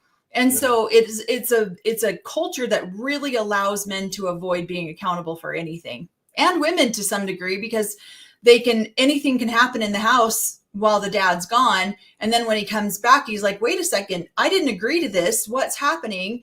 And then she's like, well, you weren't here either. So it really is you're accountable for I think that's why everything's so strict about your eternal soul, is because you have to self-check yourself all the time. There's no accountability outside. right, And I did make a video on that, where when you're left to your own devices, because now you're no longer having to report to somebody who's above you, it shows who your true character is. Am I making this mm, decision because I want what's best for my husband or my children? Or am I making this decision because I think I'm going to go to hell if I don't? And then it really shows who right, your true character and who you are as a person. And we're seeing that right now. We're seeing who Christine is as a person when she takes a step back from the leadership. We're seeing who mm, Cody is as a person when he takes a step back from the leadership. He's more unhinged now than he has been almost the entire show, and so we're seeing who these people, their characters are, when they have nobody with a thumb on them telling them what they have to do. Growing up right, in right, polygamy, to me, being a monogamist, we're working together. We're constantly communicating. If we're having troubles, we're communicating or working on that. We're communicating on raising kids. Growing up in a polygamous family, and my parents weren't divorced. I've talked to people whose parents were divorced. It seems similar to me. We had a dad that was around every once in a while, but the mother was there raising us on her own, disciplining us on her own, having us do things. And then when the dad would come around, yes, sometimes it was good, sometimes it wasn't. That's when you're going to get your butt beat. But for the most part, we were raised by women on their own, and the dad came right, around every once in a while. I felt like, and this is just me, I felt like that it was almost probably how it is similar growing up in a divorced family, where the mom is running the house, taking care of stuff, and the dad comes in on weekends. So right, right. things were not so Well, fun. on the funny part about that is that a lot of times being the non-custodial parent, you always have the benefit of being the fun parent Mm-hmm. because you don't have to deal with a lot of the day to day. So when you do show up, it's hey, let's go do this, or hey, let's go do that. Let's do some kind of activity. So you're now the fun parent who you don't understand. Dad is super cool. You're just so mean because mom is telling you to go to bed, brush your teeth, do your homework, pay attention in school, etc., etc. Dad show up, he ain't talking about none of that. He's just talking about like, hey, did you see the ball game last week? Mhm. That's the fun parent. And I do think that there's also a weird point where when you talk about like the men having a benefit in being able to hide in polygamy, I think that there's also a hidden hand in that. Where on the reverse side, there is room for, especially depending on your position as the wife in those families, for wives to hide in those families as well. If you're the favorite wife and you have favor, when your husband goes away, if you have access to the bank book or the checkbook, you can make orders. You could have Amazon hitting your house every day, Mhm. and he's not there to keep track of what's going on and what's coming in and going out. There's a lot of things that you can get away with. I think I heard you guys talk before on one of your podcasts that sometimes you have wives do mean things to one another and then play like, I have no idea. What do you mean? I'm confused. I threw a brick through a window. I thought she needed some air. I didn't know, that kind of thing. But you can hide in those situations too, because then you're the favorite wife, you create a problem, the husband comes back and asks you guys what's going on, and you get to play I don't know. And because he's not there every day and he's not in on the problems, the dramas, the day-to-day issues, then it's easy for you to hide. And I think that we saw kind of that storyline when we talk about Robin, because she got to hide a lot. Mhm. I think that's part of the reason why I've always said that that's kind of also why she might want him to have additional wives. Maybe she doesn't want to share him sexually with other women, but I think there's part of Robin that like to send him out to somebody else's house, even if he stays on the couch, Mhm. Christine, that he's out of her house and she gets to do whatever she wants in her Mhm. house, and she don't have to worry about serving his needs and kissing his butt and following behind him, because she gets to have all the freedom in the world as almost as a single woman, independent woman Yep. on my thing. And he's doing his thing with the other women. And then when he comes back, she gets to be the favorite wife and do all the favorite wife things Yeah. and be, kind of like the dad who shows up every other weekend. Mhm. So true. But let me give these folks a little something for the super chats. Thank you guys.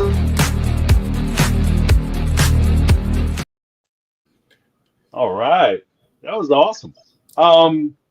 So we've been going for a while, and I'm gonna give you guys a break, because I will hit you, but I'll be on these things. I do the super lives, and my wife talks to me about it all the time. James, you need to let it go. I know. 20-hour lives are ridiculous. But but I definitely want to have you guys back because I enjoyed the conversation. Hopefully, you guys had a good time. Oh, we did. Thank you. Yeah, I thought it was fruitful. I know I had fun. And plus, I have pages of notes that I didn't really get to ask you guys about stuff because I was so excited to have you on. So we have a bunch more stuff to talk about. But before I let you guys go, I have your YouTube page listed down below in the description.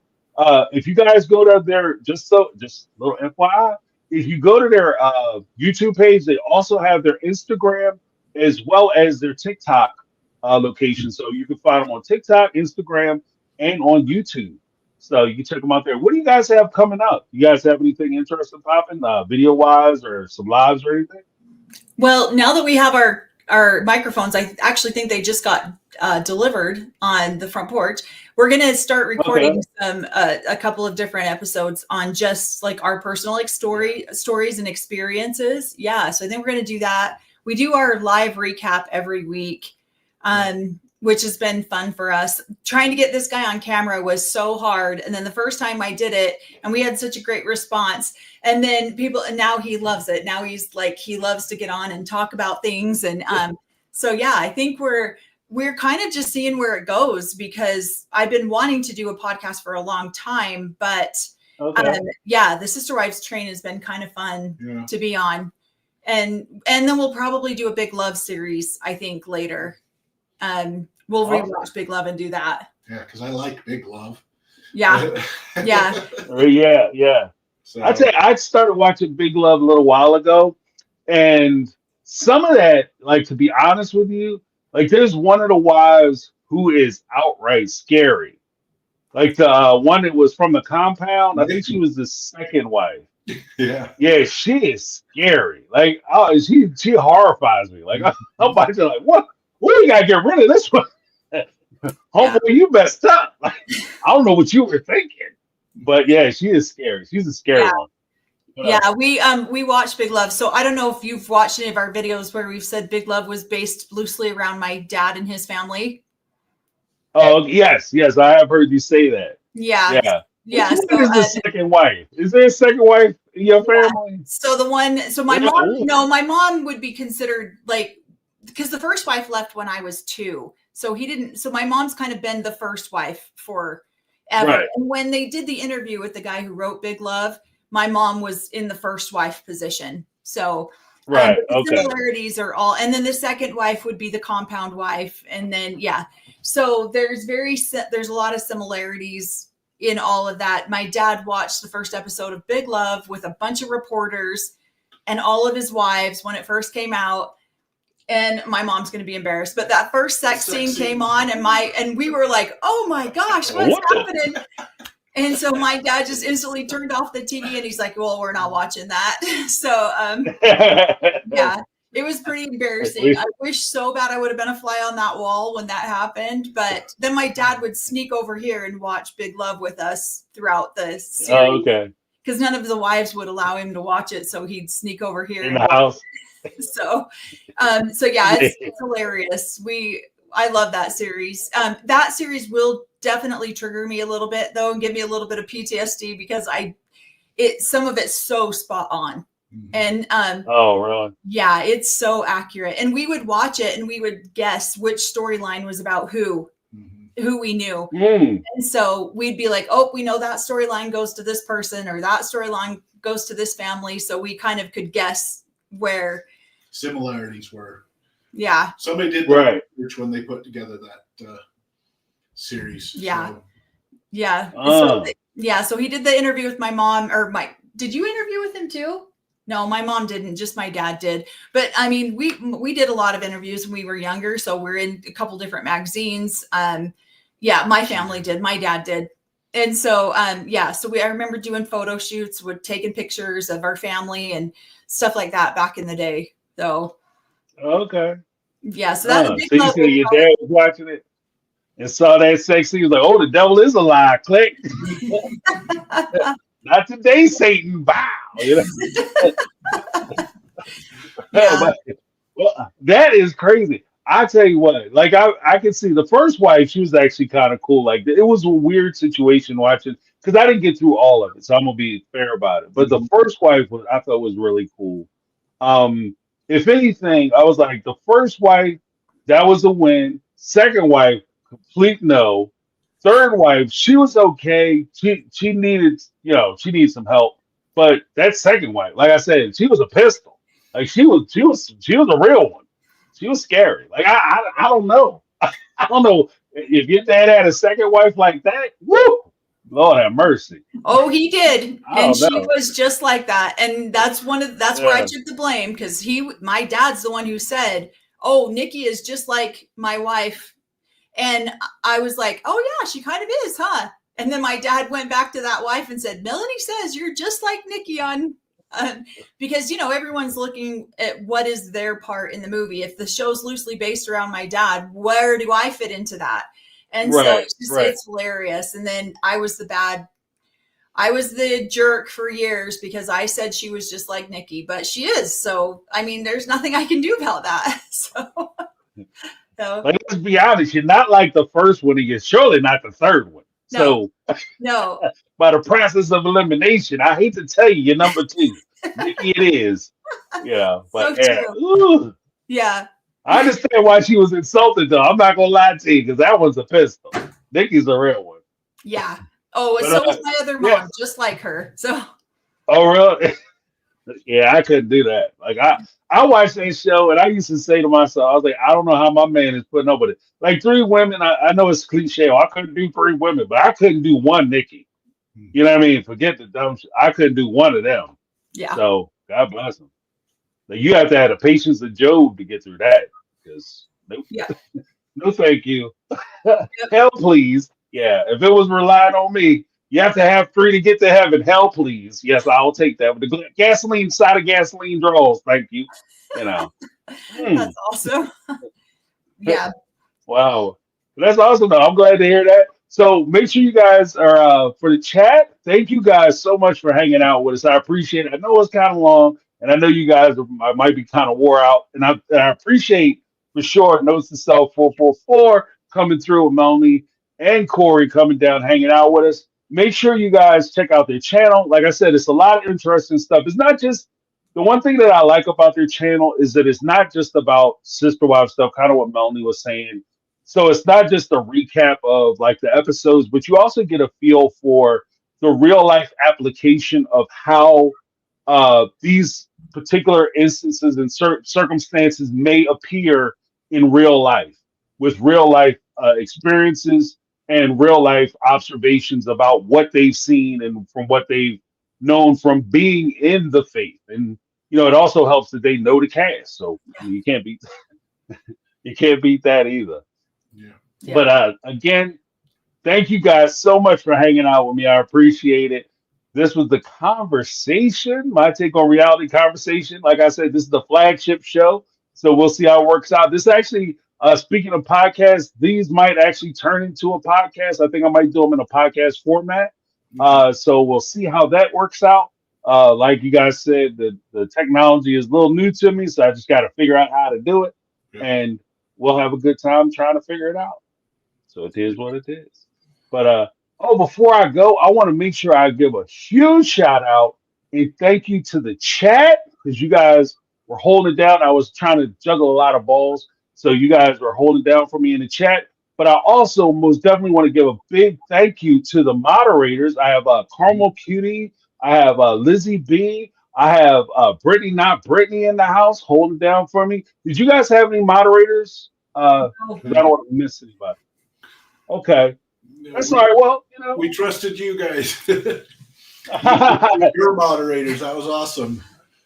yeah, they do a great job. They do a great job. Because like I said, the moderators are so important because, while I'm talking, running my mouth 9 times out of 10, nonstop, they're in there actually in the chat holding everything down for me. So I really appreciate the hard work that they put in. So they're awesome. But thank you to everybody. Before we go, let me give the moderators, the chat, as well as our special guests, a huge thank you. So let me give you guys a little something. Thank you. All right. I guess our moderator's mom over here. There you go. You got that in-person moderator with the strong right hand. I got you. Don't mess with Mom Dukes. You have to lay paws on you. But I appreciate you guys for hanging out. Thank you guys so much for chilling with us. Make sure you check out our channels. Hit subscribe on both channels. Ring the bell for notifications so you will be notified when we upload new videos and/or we go live. These guys go live all the time, so you want to make sure that you hit that subscribe button and ring the bell so that way you know when they go live, so you don't miss out on any of the goodness. All right, but thank you guys so much for hanging out with us. That's my take. I'm James, and guess what, y'all? This has been My Take on Reality. I guess we'll call it My Take on Reality presents the conversation. So thank you guys so much. Notes to self 444. See.